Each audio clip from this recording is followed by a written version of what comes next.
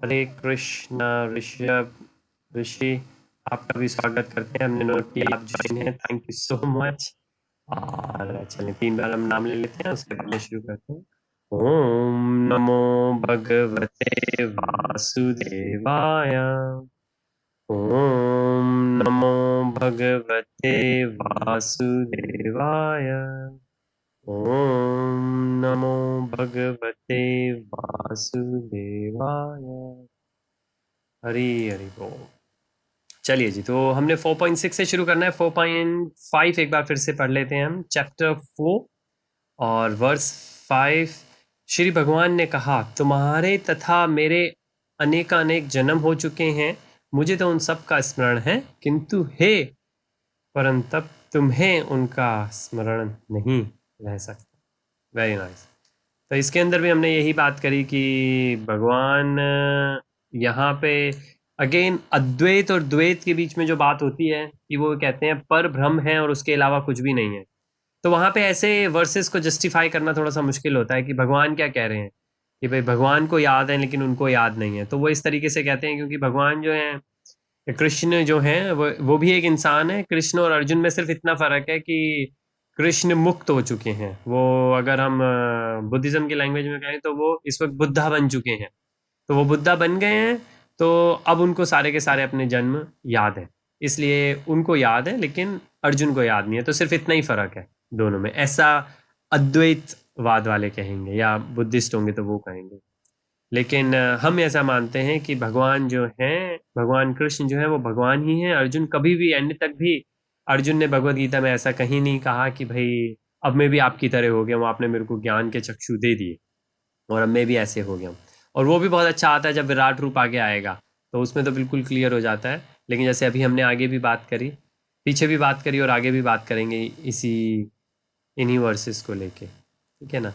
तो अगर इसमें और कुछ नहीं था तो हम नेक्स्ट वर्स पे चलते हैं, 4.6 नेक्स्ट जी।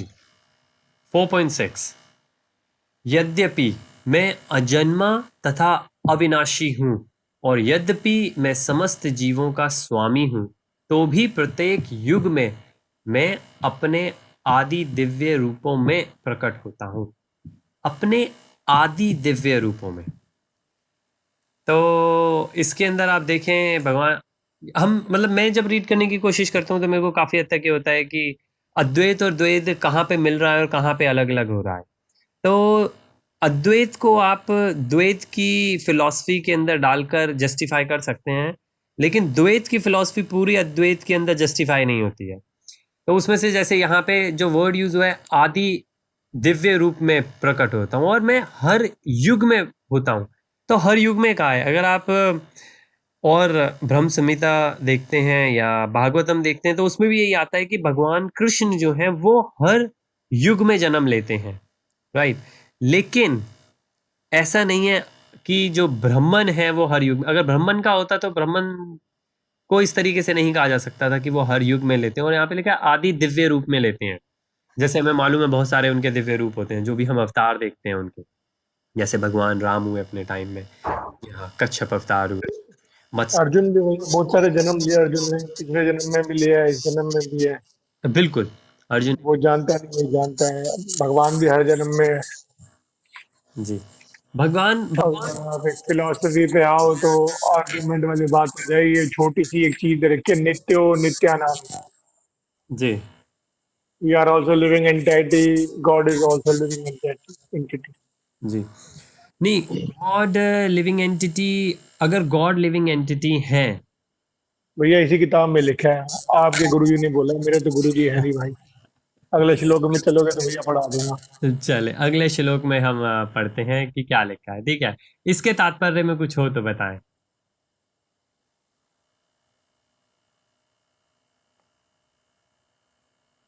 हमेशा रहने वाला हूँ, और पहले था, हूँ और हमेशा हूँ। बिल्कुल। तो जैसे है हमने बात करी थी कि भगवत गीता में 5 चीजें बताई जाती हैं, तो उसमें से एक लिविंग एंटिटी जो है वो जीवात्मा है। जीवात्मा और जीव और ईश्वर, ये दो चीज़ें हैं। उसके बाद जो आसपास का सारा मटेरियल नेचर है, मटेरियल वर्ल्ड है, उसके बारे में, प्रकृति जो है उसके बारे में है। और जो काल है, समय है, उसके बारे में है। और जो कर्म है उसके बारे में है। मूल अगर हम देखें तो ये 5 सब्जेक्ट्स हैं जो भगवत गीता में घूम घूम के बात होती है।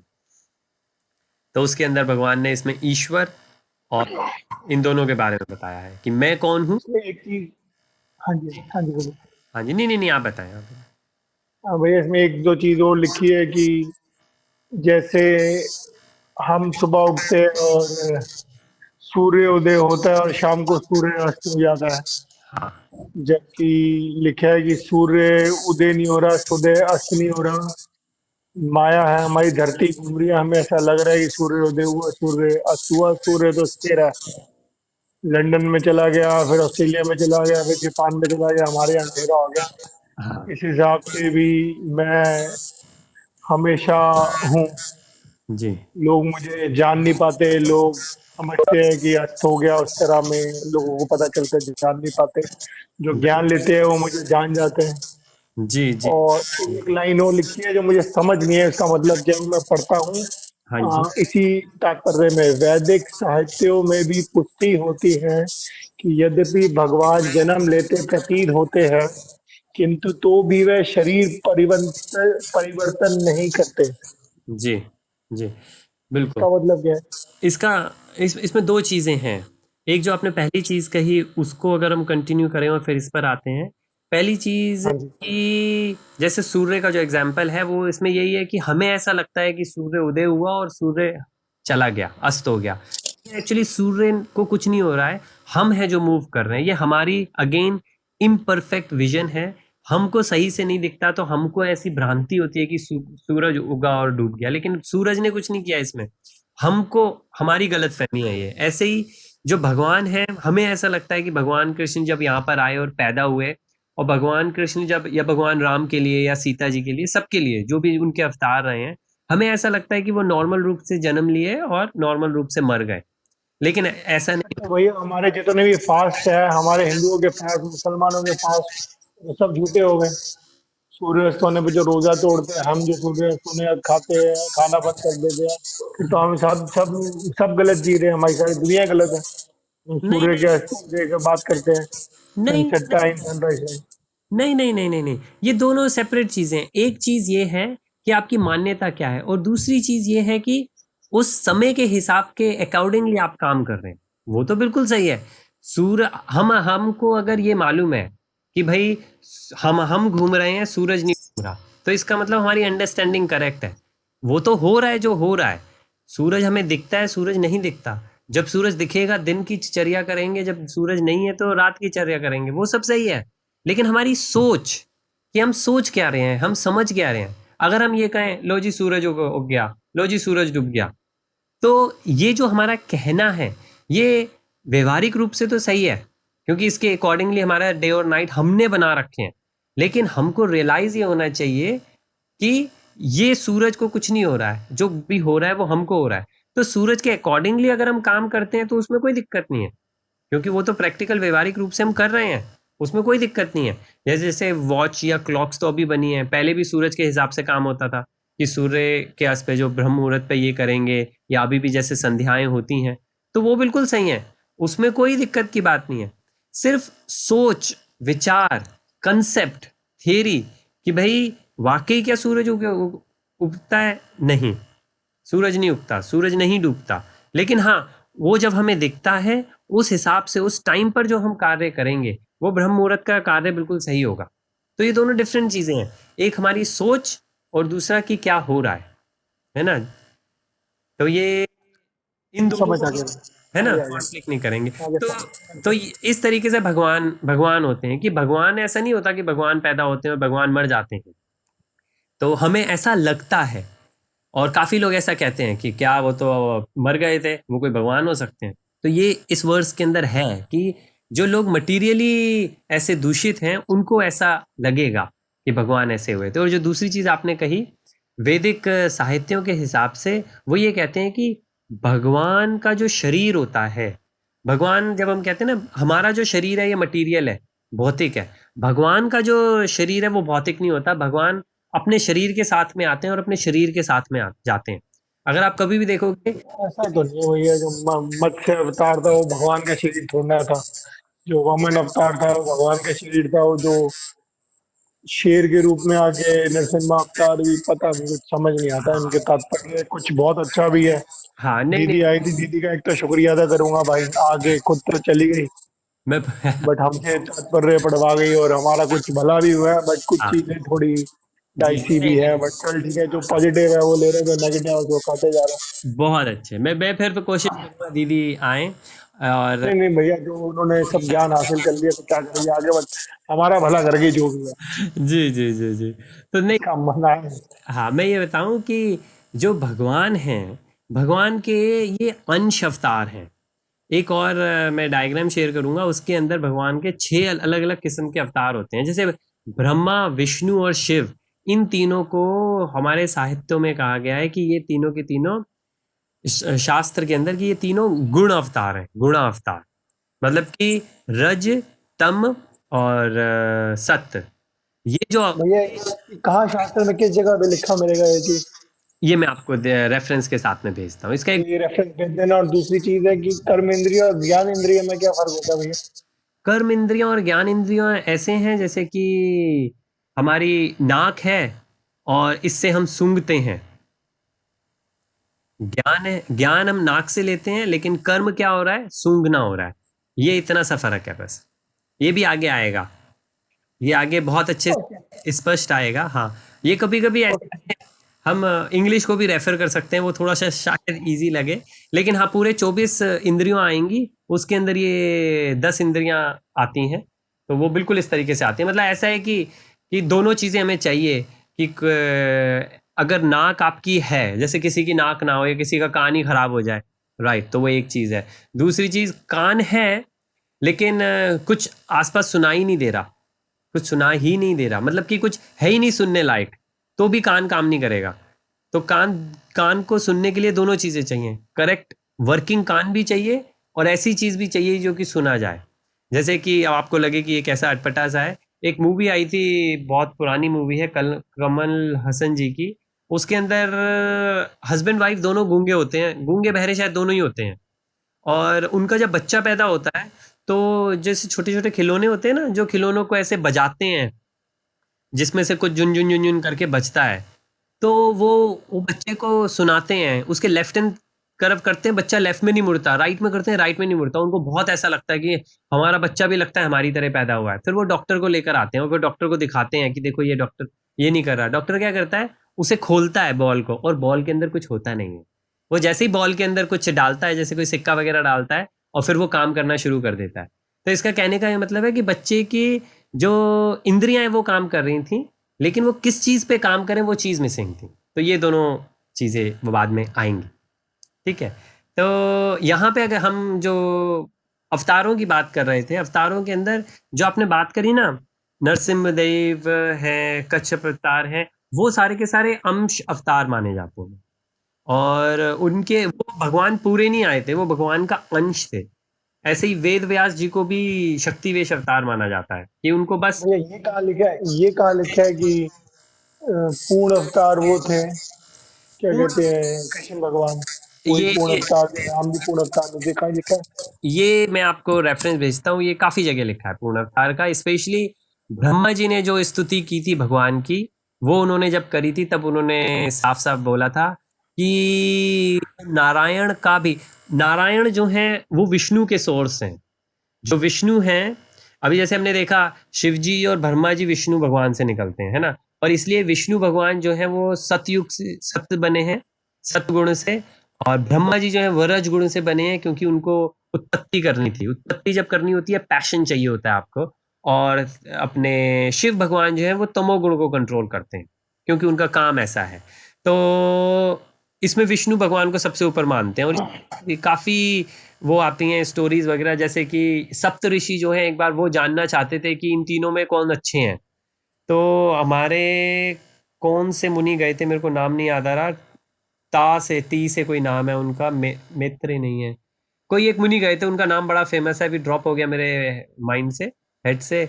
वो मुनि गए थे और उन्होंने कहा मैं टेस्ट करता हूँ कि क्या है। मैं एक मिनट चेक करूँ, टेस्टेड विश। तो भैया ये कहाँ पे लिखा है कि भगवान के कौन कौन से 10 अवतार है, और ये शास्त्र किस में लिखा गया था?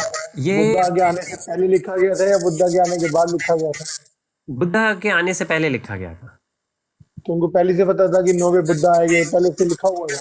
उसमें नहीं, ऐसे नहीं है, ऐसे है कि भगवान के 24 अवतार हैं और वो सारे सीख 10 अवतार सुनी तो भैया, 24 को नहीं सुने भैया। 24 अवतार हैं। 24 के अंदर से ये 10 मुख्य अवतार हैं, ऐसे हैं। भागवतम के अंदर 24 अवतारों का वर्णन है। वेद वेद व्यास भी अवतार है? हाँ जी, वेद व्यास भी अवतार है? वेद व्यास जी भी अवतार हैं, अंश अवतार मानते हैं उनको। तो इसकी पूरी कैटेगराइजेशन है, वो मैं आपके साथ में शेयर करता हूँ सोर्स के साथ में कि कहाँ पर है वो। और पूर्ण अवतार मैं लिख रहा हूँ, पूर्ण। भैया यही अगर चीज अगर पहले बुद्धा के आने से पहले लिखी लिखी हुई है, हाँ तो हाँ, जब बुद्धा आगे पैदा हुए तो ये क्यों नहीं बोला कि भैया कृष्ण भगवान आगे, विष्णु आ गए? क्योंकि उस टाइम पे कोई वेद पढ़ ही नहीं रहा था ना। जब बुद्धा जी आए थे, ये उस मतलब कि उनका आने का एक पर्पस था। एक और मैं आपके साथ में वीडियो शेयर करता हूँ, बहुत बुद्धा जी के ऊपर। बुद्धा जी आए चलो ठीक है भैया, आगे चलते हैं, इनको ये पढ़ लेके मैं आपसे पर्सनल प्राइवेट में शेयर मांग लूंगा, नहीं तो हाँ बिल्कुल। डाटा फिर ये बहुत ज्यादा चीजें ना डाइवर्ट करके कहीं और ले जाएगा, इसे जी जी जी। हर बार की तरह मेरी चीजें डाइवर्ट कर जाता हाँ, है। लेकिन ये क्वेश्चन आपके मन में आ रहे हैं, बहुत अच्छा है, ये बड़ा स्ट्रेटेजिकली और लॉजिकली आप का माइंड चल रहा है कि उस टाइम पे जब वो आए थे, तो क्योंकि उस टाइम पे कोई वेद पुराण पढ़ता ही नहीं था। उस टाइम पे जब बुद्धा जी आए थे, जो चीज हो रही थी, जब भी हम कहते हैं नेगेटिव में काम हो रहे थे, लोग एनिमल लाइफ जी रहे थे। और एनिमल लाइफ क्या होती है, अगर हम अपने शास्त्रों के हिसाब से देखें, जो हमने बात करी थी, अगर ईटिंग, मेटिंग, डिफेंडिंग, स्लीपिंग, मतलब खाना, बच्चे पैदा करना, अपना डिफेंड करना और सोना, ये चार चीज। अशोका, जिसको अशोका द ग्रेट कहते हैं, वो एनिमल लाइफ जी रहा था उस टाइम। वो उस ऐसा नहीं है कि वो एनिमल लाइफ जी रहे थे, उस टाइम पे ऑन एन एवरेज पूरी ह्यूमैनिटी एनिमल लाइफ जी रही थी। और अशोक अच्छा अच्छा। ग्रेट को तो हम बाद में ग्रेट कहते हैं ना, वो तो हम बाद में उनको कहते हैं जब उन्होंने काफी कुछ करना शुरू। जब उसने कहा कि हम देश का बेड़ा गर्क करूंगा, मैं किसी पे हाथ नहीं उठाऊंगा, तो तब वो ग्रेट हो गए, कितने वो ग्रेट आदमी थे। और हाँ वो सैल्यूट है, आप भी सैल्यूट करो। बिल्कुल, वो उसके बाद की बात है। तो हाँ, तो इसमें अच्छा, मैं ये कह रहा था, जब आपने क्वेश्चन पूछा कि भगवान कृष्ण को पूर्ण कहाँ कहते हैं, उसका मैं आपको और रेफरेंस भेजूंगा। लेकिन विष्णु भगवान को, जैसे हमने कहा कि ब्रह्मा जी और शिव जी के वो कहते हैं, शिव जी निकले अपने महाविष्णु जी से और ब्रह्मा निकले अपने गर्भोदक्षाय विष्णु से। तो विष्णु भगवान इनका सोर्स रहा है। और जो मैं एक और बता रहा था, जो एक पुराणों के अंदर हमारी कहानी आती है कि जो सप्त मुनि थे, वो मुनि कहते चलो हम पता करते हैं। तो उन्होंने एक मुनि को कहा अच्छा आप जाओ। तो उन्होंने कहा ठीक है। वो तीनों के पास में जाते हैं, शिव जी के पास जाके उनको बड़ा बुरा कहते हैं, ब्रह्मा जी को जाके मारते हैं। और ये दोनों एकदम से, शिव जी तो मतलब मारने को ही भागे उनके पीछे। और ब्रह्मा जी ने अपन को गुस्सा आया और उन्होंने गुस्से को अपने कंट्रोल किया। और विष्णु भगवान थे जिनके पास वो गए, और विष्णु भगवान आराम से लेटे हुए छाती पे जब उनके मारा विष्णु भगवान के, तो विष्णु भगवान ने क्या कहा, विष्णु भगवान की छाती पे मारा तो विष्णु भगवान ने कहा कि आपके कोमल जैसे जो पैर हैं, आप ब्रह्म वो हो, आप ब्राह्मण हो, आपके कोमल जैसे पैर हैं, मेरे पत्थर जैसी जो चेस्ट है उसके ऊपर प्रभाव होके आपके कोमल जैसे पैरों को कहीं दर्द तो नहीं हुआ। और आपने जो किया बिल्कुल सही किया कि आपने मुझको मारा, कि आपको आता हुआ देखकर भी मैं यहाँ पे लक्ष्मी के पास में लेटा हुआ हूँ, जो कि बहुत गलत है। तो आपने जो किया वो बहुत गलत है। और वो बहुत मुनि वो अपना अफसोस करने लगे इस चीज का। ये मैं अपनी लोकल लैंग्वेज में बता रहा हूँ आपको, लेकिन ये कहानी आती है जिसके अंदर ये तीनों का टेस्ट किया था। तो फिर बाद में उन्होंने कहते हैं डेफिनेटली विष्णु भगवान ही है जो कि इनमें। और एक चीज और भैया, इन सप्त ऋषि से पहले जो 4 मनु आया था, जिनको भगवान ब्रह्मा ने श्राप दिया था, कि श्राप के दिया था वो? अच्छा, एक चीज, जो सप्तऋषि हैं, सप्तऋषि भी हर उसमें चेंज होते हैं, सप्तऋषि हमेशा बट नहीं रहते हैं। बट जब सृष्टि की रचना हो रही थी तो 4 मनु पैदा हुए थे, 4 मनु को श्राप दे दिया था ब्रह्मा जी ने, वो भी शायद आपको। चार मनु, चार, अच्छा मनु तो हुए थे लेकिन चार मनु नहीं हुए होंगे, वो चार बालक हुए थे जिनको हम बालक हुए थे, उनको श्राप दे दिया था। हाँ चतुर कुमार कहते हैं उनको। तो हाँ वो भी ब्रह्मा जी ने तो काफी गलत चीजें करी हैं। वो एक्चुअली वही हुआ कि जब उनको कहा गया कि भाई अब सृष्टि आप शुरू करो, तो ब्रह्मा जी ने सबसे पहले चतुर कुमारों को पैदा किया। अब ये अगेन अगर आपको याद हो तो हमने कहा था सारी जीव आत्माएं जो होती हैं वो महाविष्णु के पेट में चली जाती हैं, और जब महाविष्णु के शरीर से जो ब्रह्मांड निकलते हैं तो हर ब्रह्मांड के अंदर जो जो जीव आत्मा को जाना होता है वो चली जाती हैं, और वो ब्रह्मा जी के पास में भगवान शिव और पार्वती जी या दुर्गा जी के थ्रू आते हैं। तो ब्रह्मा जी का इसमें बहुत ज्यादा कंट्रोल नहीं होता है। ब्रह्मा जी वो फैसिलिटेटर हैं कि अच्छा चलो ये जीव आत्माएं हैं तो मैं इनकी शुरुआत करता हूँ। तो सबसे पहले चतुर कुमार निकले, वो बहुत एलिवेटेड डिवोटीज हैं, और इनको इन्होंने कहा कि भाई बच्चे पैदा करो। अभी वो बेचारे बच्चे कहाँ से पैदा करेंगे, उनको वो नहीं इस सारे चक्कर में पड़ना चाहते। तो ब्रह्मा जी को गुस्सा आ गया तो उन्होंने गुस्से में ऐसा किया। ब्रह्मा जी का भी अपना है, भागवतम में ब्रह्मा जी के बारे में बहुत ही गजब आता है कि ब्रह्मा जी ने अपना 2-3 बार तो तो मुझे समझ गया, पहले बच्चे पैदा कर दिए, ज्ञान नहीं दिया, पहले ज्ञान लाना था, उसके बाद लोग लाने थे जो ज्ञान से काम कर सके। उन्होंने बालक पहले दे दिया और ज्ञान बाद में दिया था, पहले ज्ञान हाँ चाहिए था। ऐसा कुछ हुआ था, मुझे थोड़ा याद आ रहा है, बट बिल्कुल चलो बिल्कुल भैया, ऐसी काफी ज्यादा ज्यादा नहीं धर्म से। चले वेरी नाइस। तो हाँ चलें, ये तो हमारा 4.6 बहुत अच्छा है। इसके अंदर और कुछ नहीं। और आपको ऋषि या योगेंद्र भाई कोई बात हो तो प्लीज बताइएगा, ठीक है? अदरवाइज हम आगे अगले पे चल रहे हैं। 4 सही पॉइंट चल रहा है एकदम। सही चल रहा है, वेरी नाइस। तो हम 4.7 पे जाते हैं। भाई 4. मुझे बता देना भाई, सवाल कम पूछने, ज्यादा पूछने, मीडिया पूछने हैं, पूछो मैं पूछो ऑडियंस में दे यार, दूंगा। ग्लानि भर ऑलवेज आस्क क्वेश्चन। जी जी जी, मैं ये पूछना चाहता हूँ कि जैसे हम गौतम बुद्ध जी को हम कहते हैं कि विष्णु जी के अवतार थे, पर गौतम बुद्ध जी ने पूरे जीवन अपने भी मतलब जितने भी हमारे ब्रह्मानिकल ट्रेडिशंस थे इनका मतलब वो किया। जब उन्होंने बोधि प्राप्त किया, अपना क्या कहते हैं राजपाट छोड़ दिया था, तो तब से ही वो ब्रह्मानिकल क्या कहते हैं जितने भी हमारे ट्रेडिशंस थे उनके मतलब उनको फॉलो नहीं करते, इनफैक्ट उनको रिजेक्ट किया उन्होंने हर जगह के वेद हमारे मतलब जो भी ब्रह्मानिकल वर्ण सिस्टम था उसको भी कंडेम किया कि ऐसे नहीं होना चाहिए। तो हम उनको मतलब कैसे हम क्यों अवतार मानते हैं? वो तो खुद वेदों पे और इन सब पे विश्वास नहीं रखते थे, और हर जगह क्या कहते हैं मतलब, तो उनको मतलब कहते थे था वो, तो नहीं कहते इस। थे आत्मा, आत्मा बनी है भाई। हाँ जी। वो तो कहते थे आत्मा बनी है। अब मैं हाँ किसको उन्होंने सत्य कभी मानूं, जैसे कृष्ण श्री भगवान को सत्य कृष्ण मानूं या श्री बुद्ध को सत्य हाँ मानूं? जैसे श्री कृष्ण ने तो साफ खैर बताया कि हाँ मैं भगवान हूँ, लेकिन गौतम बुद्ध से कभी भी किसी ने भगवान के बारे में क्वेश्चन पूछा तो उन्होंने अपना साइलेंस बनाए रखा।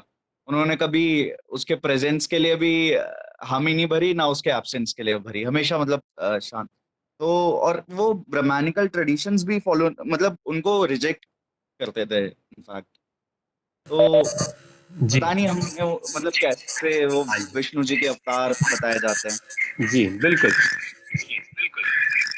एक मिनट। जी ऋषि, मैंने आपको म्यूट किया है फॉर सम रीज़न। आपकी और मेरी फ्रिक्वेंसी जो है वो शायद मैच नहीं करती, इसलिए जब आप बोलते हो तो मैं अपने आप को म्यूट कर लेता हूँ फिर आप बोल चुके हो तो मैं आपको म्यूट कर दिया है। तो बस फील फ्री आप जब भी अनम्यूट करना चाहें, लेकिन शायद थोड़ी सी इको आती है। तो जी बिल्कुल आपने सही कहा कि अगर हम देखें तो ऐसा लगता है, लेकिन अगर आप देखेंगे, हम अगर उस टाइम का हम काल उठा के देखें जिस टाइम पे बुद्धा जी आए थे, ठीक। पहली चीज, गौतम बुद्धा ने हमेशा एक चीज कही थी कि मेरे से पहले भी बहुत सारे बुद्धा हो चुके हैं और मेरे बाद भी बहुत सारे बुद्धा होंगे, राइट। और जैसे अभी हम देखेंगे, वेल इसी इसी वर्ष के अंदर अगर हम देखेंगे, हे भारतवंशी, जब भी और जहां भी धर्म का पतन होता है और अधर्म की प्रधानता होने लगती है, तब तब मैं अवतार लेता हूँ, ठीक। तब तब मैं अवतार लेता हूँ, लेकिन तब तब मैं जरूरी नहीं है पूर्ण रूप से अवतार लूँ, जो कि कृष्ण भगवान अपने पूर्ण रूप में आते हैं, राइट। लेकिन जब वो ब्रह्मा के रूप में, अपने गौतम बुद्धा के रूप में आते हैं, तब उनका पर्पस वही होता है कि, और उसके बाद में जब वो आदि शंकराचार्य शिव का अवतार माना जाता है, क्योंकि उनका भी अपना एक पर्पस था। तो उस केस के अंदर भी उनका पर्पस है, जिस पर्पस के लिए वो आते हैं। जैसे हमने मत्स्य अवतार को देखा है ना, अपने कूर्म अवतार को देखा, तो वो एक पर्पस के लिए आए हैं, वो पर्पस सॉल्व करेंगे और फिर वो चले जाएंगे। अब जैसे नरसिम्ह देव आए या कूर्म भगवान आए, इन लोगों ने भी कोई वेदों के ऊपर किसी को नहीं कहा कि भाई आप वेदों को मानो या ये करो या वो करो, है। वो अपने गौतम बुद्धा जी तो फिर भी बहुत टाइम तक रहे, अदरवाइज बाकी तो थोड़े टाइम के लिए आए, जो पर्पस था वो फुलफिल किया और चले गए। तो उन लोगों का पर्पस है।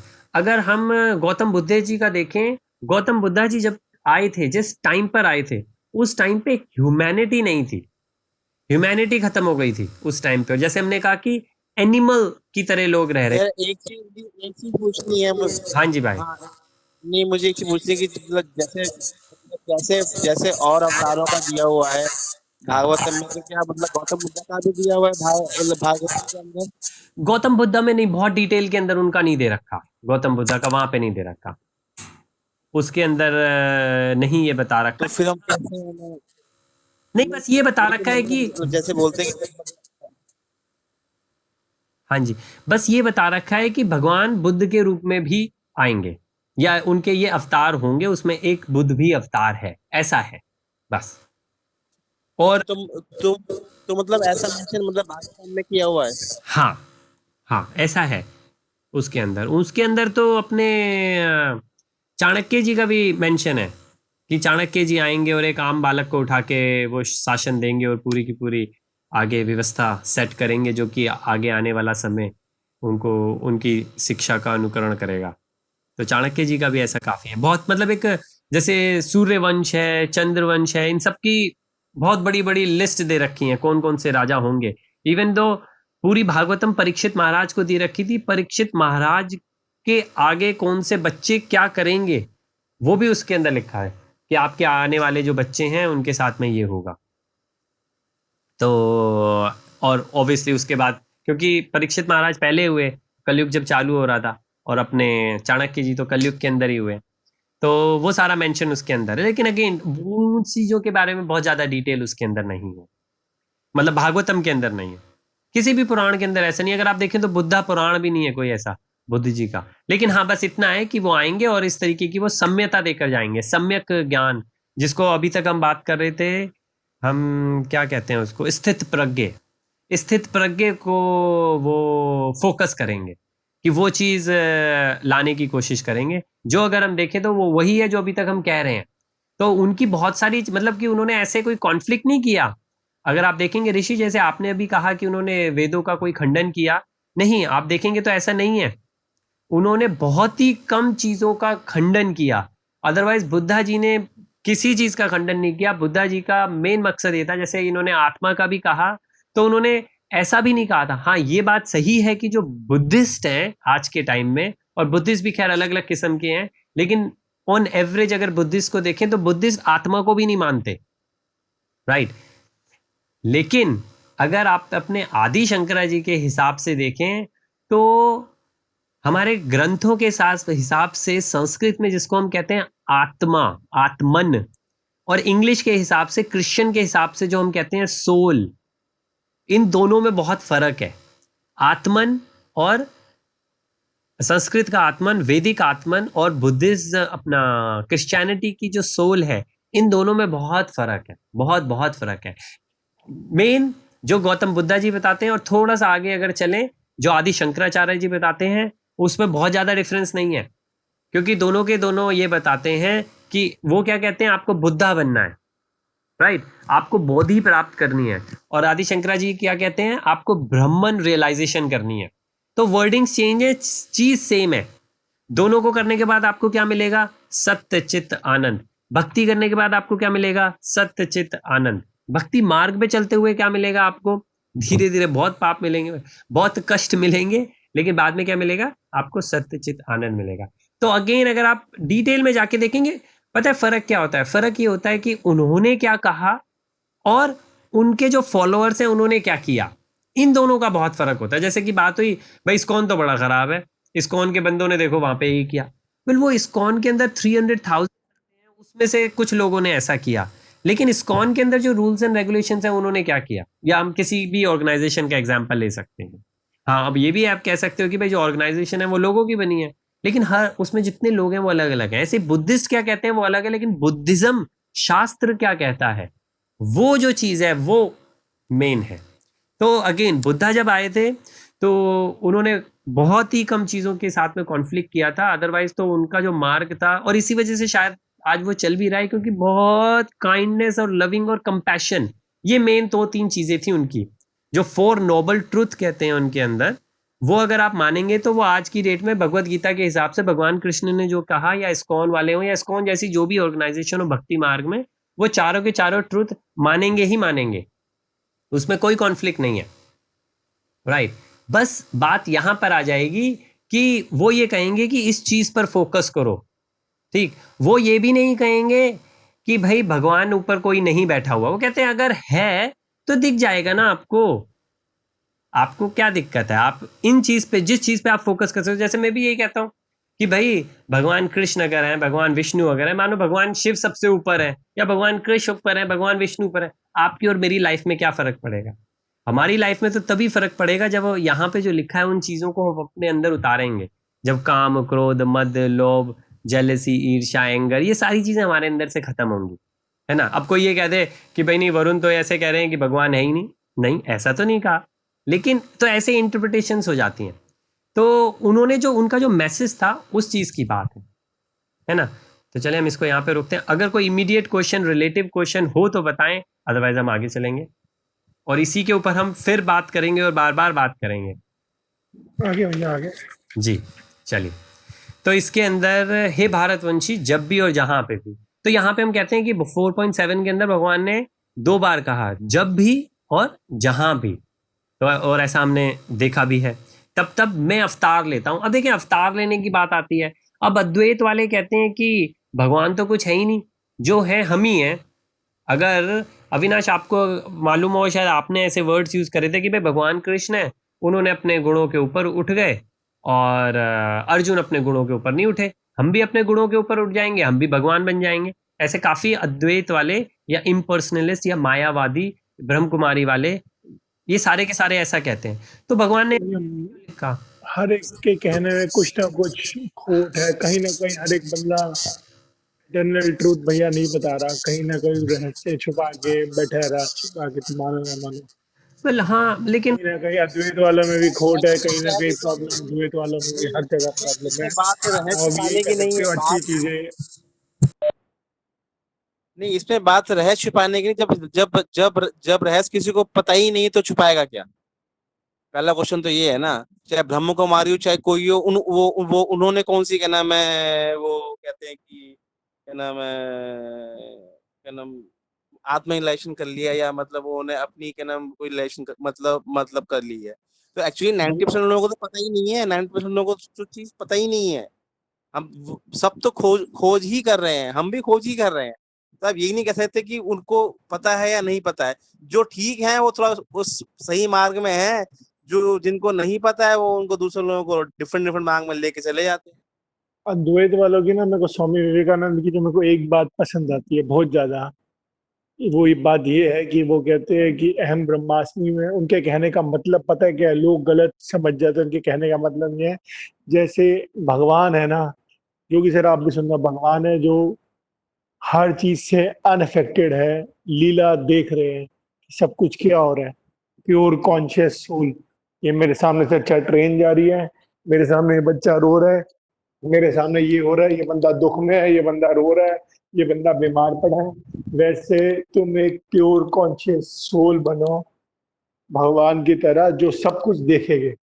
मतलब जैसे हीरो हीरोइन आते हैं, एकता कपूर के सीरियल आते हैं सास बहू के, एक्टिंग कर रहे होते हैं, they are not actually, but हम वो देख के इमोशनल हो जाते हैं कि महीर मर गया।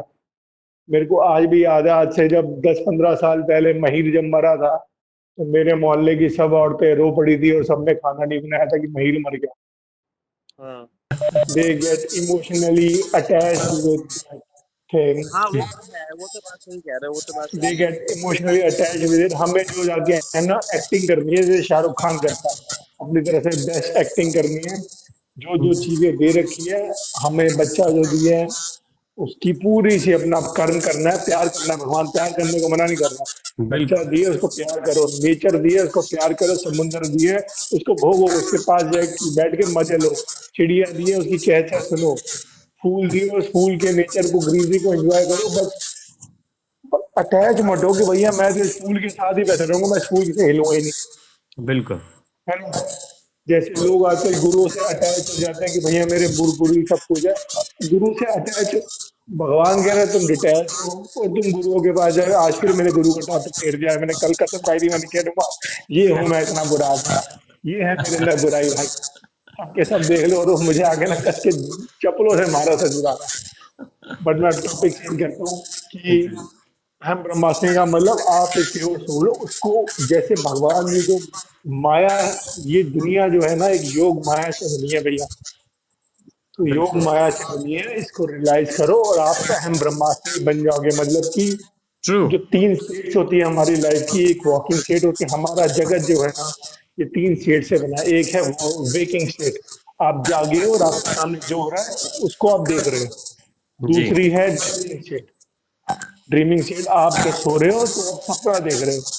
हुँ, तीसरी स्टेट है डीप स्लीप स्टेट, आप सोए और आपको रात को कोई सपना नहीं है, आप जब सुबह उठे तो आपको पता है कि रात को कोई सपना अपना कुछ नहीं है, आपने एक गहरी नींद में सो रहे हो। ये जी, तीनों चीजों को जब आप कॉन्शियसली जियोगे, जब आप तीनों चीजों को कॉन्शियसली जियोगे तब ये फोर्थ स्टेट बनती है। इस फोर्थ स्टेट को कहते हैं प्योर कॉन्शियस स्टेट, इसको कुछ लोग तुरिया कहते हैं, कुछ लोग समाधि कहते हैं, कुछ लोग, जी, हर एक बंदे ने गोदी कह के, हर एक बंदे ने अपने अपने नाम दे रखे हैं। बिल्कुल। हर हर जो कंपनी है ना, मैं कंपनीज देखूंगा, इस्कॉन कंपनी, विवेकानंद रामकृष्ण, हर जो कंपनी है, ब्रांड कंपनी जो बोलती है हम भगवान तक पहुंचाएगी, उन कंपनियों ने हर एक ब्रांड ने अपने अपने नाम दे रखे हैं। जैसे एक बच्चे को, आप जब बच्चे को बड़े हुआ तो आपने बच्चे को बताया बच्चे ये येलो कलर है, ये ब्लू कलर है, ठीक है। हुँ, अगर जी, मैं अपने बच्चे को स्कूल में आपका ना आवाज भेजूं काफी आ और रही है यार, आवाज में थोड़ी सी वो डिस्टरबेंस आ रही है। मैं अपनी बच्ची को अगर स्कूल में ना भेजूं और घर में पढ़ाऊं रोज येलो कलर हो, तो उसको बोलूं बेटा रोज तुम्हें ये सुनना कि येलो नहीं रेड है, रेड है, रेड है, रेड है, रेड है, तो मेरी बच्ची 10-15 साल के साथ बाद जब फाड़ जाएगी तो लोगों को बोलेगी ये रेड है। हम वो बोल रहे हैं जो हमें पढ़ाया गया, ठीक है। अब भैया ने कल बताया मन को कंट्रोल में करना, मन को कैसे कंट्रोल में करना, इंद्रियों से कंट्रोल में करना, ठीक है। इंद्रिया क्या क्या है, हमारी 5 चीजें, 5 चीजों की अगर आज मैं आपको और डिटेल में जाऊं, जबकि पुराना चैप्टर क्लोज हो चुका है, तो स्पर्श, हाथ टच करो, तो स्पर्श का मतलब हुआ आपका, उसका एग्जाम्पल मैंने कहा सुना था, उसका एक एग्जाम्पल था हाथी। हाथी का शिकार कैसे करते हैं, हम अपनी इंद्रियों से कैसे मारे जाते हैं। हाथी जो होता है, हाथी का शिकार करने के लिए ना हथनी के टाइप का सॉफ्ट सॉफ्ट स्किन वाला एक मटेरियल निकाल के, सॉफ्ट सॉफ्ट वाला उसकी सूंड के आगे रख देते हैं और उसको खींचते हैं। वो उसको फॉलो करता है, फॉलो करता है, फॉलो करते करते आगे एक गड्ढा होता है, उस गड्ढे में गिर जाता है, उसको मार के उसको दांत पार निकाल लेते हैं, ठीक है। स्पर्श से मर गया। अब स्मेल, स्मेल कौन सा था, भवरा, उसको फूल की स्मेल बड़ी पसंद होती है। अपनी सेंसेस से कैसे हम मरते हैं, भंवरे को सेंसेस फूल की स्मेल बड़ी पसंद होती है, तो फिर वो फूल के अंदर बैठता है, फूल की स्मेल सूंघता रहता है, सूंघता रहता है, सूंघता रहता है, और फूल हो जाता है बंद और वो अंदर मर जाता है। अब ये दूसरी सेंस हो गई। तीसरी सेंस हुई आपका पतंगा। पतंगा मीन्स जो रूप को, जिसको ना पिक्चर्स बड़ी पसंद है, रूप बड़ा पसंद आता है, उसको दिए का रूप बड़ा पसंद है, जहां भी लाइट आती है वो चला जाता है। तो दिए जल रहा होता है, वो दिए के पास जाता है, और दिए के पास जाके वहां पे जो लैक ऑफ ऑक्सीजन होती है वहां पे जाके दिए के पास घूमता रहता है, उसको छोड़ नहीं पाता वो अग्नि, उसको पता है वहां पे मर जाएगा, बट वो उसके अंदर ऐसा घुस जाता है, ऐसा घुस जाता है कि उसको छोड़ नहीं पाता, और वो वहीं पे मर जाता है। अब चौथी चीज की आई, ईयर्स, हिरन। जब हम शिकार करते हैं, जब कोई शिकार करता है तो हिरन का शिकार करने के लिए म्यूजिक बजाता है। पुराने जमाने में मृदंग बजाया जाता है, आजकल के मॉडर्न लोग म्यूजिक चला के बजाते हैं, बट पुराने जमाने में मृदंग बजाओ और उसको हिरन आ जाता था और हिरन का शिकार कर लेते थे। और खाना, ये योगी सर आपके बारे में सबसे ज्यादा इंपॉर्टेंट है, क्योंकि आपको आम खाने का बड़ा शौक है, इसलिए मैं आपको बोलूंगा फिश फिश को फूड डालो, फिश वो कांटे में फंस जाती है। जब अगर आपने किसी ने भी अपने घर में फिश टैंक रखा है, तो फिश टैंक वाला हमेशा आपको बताएगा कि इसको खाना कम डालना। आप खाना ज्यादा डालोगे, खाती रहेगी, जितना डालोगे सब खा जाइए, और ज्यादा खा के फिश मर जाएगी, इसलिए आपको पहले ही कम डालना है। तो फिश को खाने की आदत होती है, ऐसे हम अपने सेंसेस में ना मारे जाते हैं। अगर आप भैया सारा दिन घोड़े की फोटो बनाते रहते हैं, घोड़ा जो है वो 5 इंद्रिय है जो हमें, और घोड़े को जो चला रहा है सारथी, वो है मन। और घोड़े के पीछे जो सवारी, मेन सवारी जो बैठा है, जैसे कृष्ण भगवान के पीछे अर्जुन बैठा है, मेन सवारी जो बैठी है वो है हम कह लो या आत्मा कह लो, ठीक है। और अगर घोड़े का जो सारथी है मन, अगर वो अपने हिसाब से चलेगा, तुम उसके काबू में आ जाओगे, सारथी जहां मर्जी ले चल, तेरा जहां मन है। ऑटो में बैठे, ऑटो वाले को बोला भैया जहां मर्जी ले चल, तो वो आपको गलत जगह पे लेके जाएगा। क्यों? क्योंकि आप टैक्सी ड्राइवर के, घोड़े के मन के कंट्रोल में हो कि भैया जहां मर्जी ले जाओ। अगर आप खुद जो सारथी, आप खुद हो, आत्मा हो, अगर आप मन को कंट्रोल में करोगे कि भैया घोड़े वाले तूने ऐसे लेके जाना है, ऑटो ड्राइवर टैक्सी तूने सही लेके जाना है भाई, इधर नहीं उधर लेके चल, तो आपको अपने आप परमात्मा की तरफ, वो आत्मा का परमात्मा से जब मिलन होता है, पता नहीं भैया मानते हैं कि नहीं मानते, मिलन होगा, नदी समुद्र से मिली कि नहीं मिली, आई डोंट नो, जो भी मिलन होता है वो आत्मा परमात्मा के पास, जो मन है वो बिल्कुल सही जगह पे लेके जाता है। नाउ इट्स, अब सब कहेंगे ये तो बड़ा मुश्किल है, कैसे होगा? कहना तो बड़ा आसान है, बहुत मुश्किल है। कैसे मन में कंट्रोल करे, कैसे कंट्रोल करे? उसको कंट्रोल करने के लिए सबसे जो बेस्ट तरीका है वो बताया गया है प्रैक्टिस, अभ्यास। एंड कोई सुन रहे हैं? मैं अकेले ही बोले जा रहा हूँ। जी जी बिल्कुल, मैं यूजली बोलता रहता हूँ बीच में हूँ, लेकिन मैंने म्यूट किया था क्योंकि योगेंद्र ने कहा, लेकिन तो आप बहुत अच्छा बोल रहे हैं। उसका उसका जो मेन है कि अभ्यास, प्रैक्टिस। जैसे घोड़सवार होता है, अगर किसी बंदे ने कभी घोड़सवारी करी है, जी तो आप जब घोड़े पे बैठोगे, यूजुअली आजकल के घोड़सवारी में जो एक ट्रेंड बंदा होता है जो आपको कराता है, उसको सब कुछ पता होता है, इसलिए आप कर जाते हो। अगर कोई जी बंदा अकेले घोड़सवारी करेगा, तो घोड़ा जो, भैया आप म्यूट कर दो दोबारा, मैं दोबारा आपको बोल दूंगा, 2 मिनट में मैं फिनिश करता हूँ, मैं टाइम बहुत ज्यादा लेता हूँ, सॉरी, बट 2 मिनट में फिनिश करता हूँ। घोड़ा जो है वो बार बार आपको अपने ऊपर चढ़ने नहीं देगा, आप चढ़ोगे वो आपको फिर गिरा देगा, आप चढ़ोगे आपको फिर गिरा देगा। घोड़ा आपको लेफ्ट राइट मुड़ेगा, आपको कहीं भी सही जगह पे नहीं जाएगा, क्योंकि आपको घोड़े की लगाम आएगी ही नहीं कंट्रोल करना। तो निरंतर अभ्यास करते रहोगे, अभ्यास करते रहोगे, एक दिन आप अच्छे घोड़सवार बन जाओगे। एक भगवान प्रैक्टिस बताते हैं, और दूसरी चीज बताते हैं आसक्ति, डिटैचमेंट। जैसे एक और एग्जांपल दूं, माँ, बच्चा आके बोलेगा वरुण भैया को कि पापा मुझे ना चॉकलेट ले दो, मुझे ये ले दो, मुझे यहाँ डिस्को में भेज दो, मुझे ये ले दो, मुझे पैसे ले दो। वरुण भैया बोलेगे नहीं, नो। फिर बच्चा फिर बोलेगा ले दो ले दो, no no no, be strict, उसकी सुनो पूरी, सीधे उसको मारना नहीं, सुनो मन की पूरी, उसको ऑब्जर्व करो, हाँ भाई क्या कह रहा है, मैंने ये गलत कर रहा है, मैंने रात को डिस्को में जाना है, हाँ ठीक है मैं नहीं जा रहा। वो दोबारा बोलेगा जा, दोबारा बोलेगा, सुबह उठ के मन कहता है एक्सरसाइज मत कर, योगा मत कर, जिम मत दिया है, उसको कहोगे नहीं भाई मैंने जाना है, मैं थका हूं फिर भी मैं जाऊंगा, है, तो धीरे धीरे धीरे धीरे मन कहेगा कि हाँ भैया ये तो ढीठ आदमी है, इसने तो जिम में जाना ही जाना है, इसने तो योगा करना ही करना है। इसको 100 बार मना कर दो कि चाहे थका होगा चाहे कुछ भी हो, ये तो करेगा ही करेगा, भैया योगा इसको करने का मतलब ही नहीं है। धीरे धीरे मन बोलना बंद कर जाता है, and it comes automatically under you control.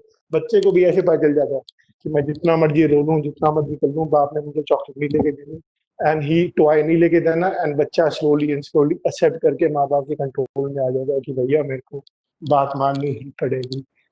It is difficult but it is not impossible. I rest my case. भैया आप बोलो, सॉरी बहुत टाइम हो गया आज। हरी हरी बोल, नहीं भाई बहुत अच्छा बोला आपने। तो मीनवाइल मैंने आपके साथ 2 लिंक शेयर किए हैं। एक जो मुनि का नाम मैं याद करना चाह रहा था, उनका नाम है भृगु मुनि। वो भृगु मुनि है जिन्होंने तीनों को टेस्ट किया था। और एक और मैंने लिंक शेयर किया है, उसके अंदर शायद रेफरेंसेस नहीं है, लेकिन उसके अंदर एक्सप्लेन किया हुआ है। वो लिंक नहीं देख रहा था मैं, लेकिन वो मेरे को जय जी मेरे पास नहीं आया एक्चुअली। अरे लगता है अपने ऋषि को भेज दिया। हाँ मैंने उनको भेज दिया। जी जी जी जी। एक्चुअली आपका नाम भी ना मैंने ऋषि नहीं, मैंने ऋषभ किया है, और सर्च में ऋषि करता हूँ।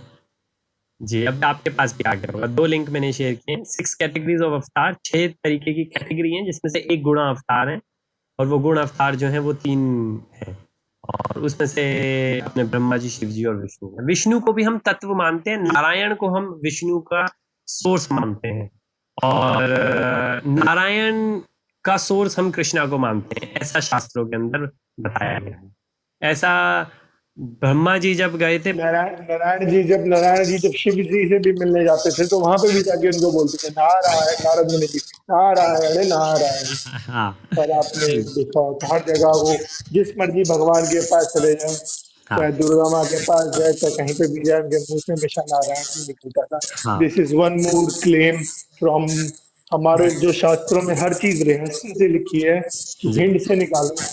हाँ का एक ये चीज ये भी बनता है कि अगर आप सबसे मेन भगवान के पास जाके उसके पास जाके मान लो आप किसी भगवान के पास गए और नाम दूसरे का लिए जा रहे हो, तो तभी कोई इनको कुछ बोलता भी था कि he is talking about supreme का ही नाम ले रहा है बात। बिल्कुल ये शिव बिल्कुल पुराण में भी देखोगे, शिव पुराण में भी जब नारद मुनि जाते थे शिव भगवान की माता पार्वती के पास, जी वहां जाके भी नारायण, शुरुआत उनका पहला वर्ड होता था नारायण नारायण, देन हाँ ही कंटिन्यूज विद मैसेज, या आग लगाते थे जो भी करते थे जिस चीज के लिए वो आते थे। बिल्कुल बिल्कुल सही कह रहे हैं आप। और यही रीजन होता है कि अगर, और इसी वजह से हमको ऐसा पता भी लगता है, शिव जी ने काफी लोगों की प्रेज करी है ऐसे कह के कि जिनकी मैं प्रेज करता हूँ या जिनकी मैं डिवोशन करता हूँ उन्हीं की आप आराधना कर रहे हैं, तो वो नारायण है। नारायण जो है वो सबका सोर्स माने जाते हैं, विष्णु भगवान के भी ऊपर नारायण माने जाते हैं, लेकिन तो वो है, लेकिन विष्णु जो है वो तत्व हैं, जैसे कि 3 तरीके के विष्णु हमने बताए। तो चलिए, लेकिन आपने जो बताया क्रियाओं से रिलेटेड बहुत अच्छे से एक्सप्लेन किया आपने अविनाश, पांचों कोई, और हाँ वो एग्जाम्पल बहुत अच्छे हैं, और बहुत यूटिलाइजेशन के हैं, वो हमारे ग्रंथों में भी हैं। जो आपने तुरिया के बारे में बताया, जो 3 स्टेट्स बताई, वो हमारे उपनिषदों में बहुत जगह है, तो वो पूरी तरीके से वैलिड है। तो वो जो आप कहीं पे भी उपनिषदों में पढ़ें, वो 3 स्टेट्स जो हैं, वो बहुत अच्छे से बताई जाती हैं, और जो उन सबके परे है वो तुरिया बताया जाता है, वो भी बिल्कुल सही है। भैया आपको अद्वैत वालों की ना ये बातें बुराई लगती है, उनकी जो 80-90 बातें जो अच्छी है ना, आप हाँ उनकी अच्छी बातें नहीं सुन रहे, जो 10 बातें बुराई है ना। जैसे हाँ मैं गुरु की बुराई करता हूँ, गुरु जी जी जी जी इतना अच्छा ज्ञान सारी दुनिया को दे रहा है, बट हाँ चाहे पखंडी है जो भी है, 4 अच्छी बातें बता रहा है, जी तब जी भी जी जी वैसे ही है वो केस में। हाँ हाँ नहीं नहीं नहीं अद्वैत नहीं वालों में अगर स्वामी विवेकानंद की डीप जाते जाओगे ना, हाँ तो आपको पता चलता रहेगा, जितनी बिल्कुल गहराई में जाओगे उतना और पता चलेगा। ट्रू। नहीं, अगेन मैं आपको ये कहूँ कि मेरे को ऐसा बिल्कुल भी नहीं है कि अद्वैत वालों से, मैं तो बहुत बड़ा फैन हूँ विवेकानंद जी का, परमानंद योगानंद जी का, या शंकराचार्य जी का जो उन्होंने किया, क्योंकि बाकी फॉलोअर्स थे। विवेकानंद जी को मानो या रामाकृष्ण परमहंस जी को मानो, वो फॉलोअर्स थे, जिन्होंने शुरुआत करी थी वो आदि शंकराचार्य जी थे। उन्होंने रेवोल्यूशन लाए थे वो, क्योंकि उससे पहले बुद्धा जी थे, और उस टाइम पे बुद्धा जी ने सबको कहा कि भाई आप सिर्फ अपने को देखो, है ना, क्योंकि वो शास्त्रों की कोई बात नहीं करते थे, राइट। लेकिन जब अद्वैत अपने शंकराचार्य जी आए थे अद्वैत के लिए, तब उन्होंने कहा था कि सब नालायक है भाई, पढ़ेगा कोई नहीं। हाँ, तब उन्होंने कहा ये कि सामने भाई लोग, भैंस के आगे बीन बजाने के बराबर है इनके आगे जी तो। बिल्कुल बिल्कुल, तब तो उनको बहुत मुश्किल हुई थी, कि उन्होंने कहा कि हमें वेदों को पढ़ना चाहिए, हमें उपनिषदों को पढ़ना चाहिए, और उन्होंने बहुत अच्छे से अपने सिद्धांत को रखा, तो बहुत उनका हार्डवर्क रहा था। तो नहीं, उसके अंदर बहुत बहुत अच्छा, अगेन फिलॉसफी में कोई दिक्कत नहीं है, क्योंकि फिलॉसफी जो हमारे उपनिषदों के अंदर जो भी ज्ञान है, कुछ कॉन्फ्लिक्ट नहीं करता। तो उसके अंदर जो महाकाव्य हैं, उसमें से कोई भी महाकाव्य कॉन्फ्लिक्ट नहीं करता, राइट। लेकिन दिक्कत सिर्फ यही है, जो फॉलोअर्स हैं वो उससे अटैच हो जाते हैं, और वो कहते हैं ये ही सही है, वहां दिक्कत है। और ये सिर्फ वहीं नहीं है, द्वैत के अंदर, भक्ति भाव के अंदर भी जो इंसान ये कहे नहीं जो डिवोशन से जाएगा वही सही है, ये भी गलत है। क्यों? क्योंकि भगवान ने यहाँ पे भगवत गीता में कहा रखा है ज्ञानी भी पहुंचेगा वहीं पर, लेकिन वो मार्ग कठिनाई का है, राइट। तो बिल्कुल मना नहीं किया कि ज्ञान से वो नहीं पहुंच सकते। हाँ, उसके बाद वो ये जरूर कहा है कि जो भक्ति के लगा होगा उसको ज्ञान मैं ही दूंगा, या जो ज्ञानी है वो बाद में भक्ति में ही लगेगा। तो इनडायरेक्टली हम कह सकते हैं कि सिर्फ भक्त पहुंचेगा, जो ज्ञानी है वो भी बाद में एंड में भक्त बन ही जाएगा। तो ये थोड़े से हैं, लेकिन अगेन ये जो सन्यासी है, जो वो वाले राजयोगा वाले, वो कैसे पूछेगा? वो भी अष्टांग पहुंचेगा। योग वाला वो कैसे अष्टांग पूछेगा? वो लंबा है और छोटा है, और क्या सिस्टम है? नहीं, वो या वेट करे, आगे जब चैप्टर आएगा तब पढ़े। आप जैसा बोलो, मैं आपकी बात मान लूँ। बिल्कुल नहीं, इसके बाद में हम एक स्लाइड शेयर करेंगे, उसके अंदर यही चैप्टर 4 ज्ञान योग के अंदर वो सब आएगा, लेकिन खैर चैप्टर 6 में तो और डिटेल में आएगा।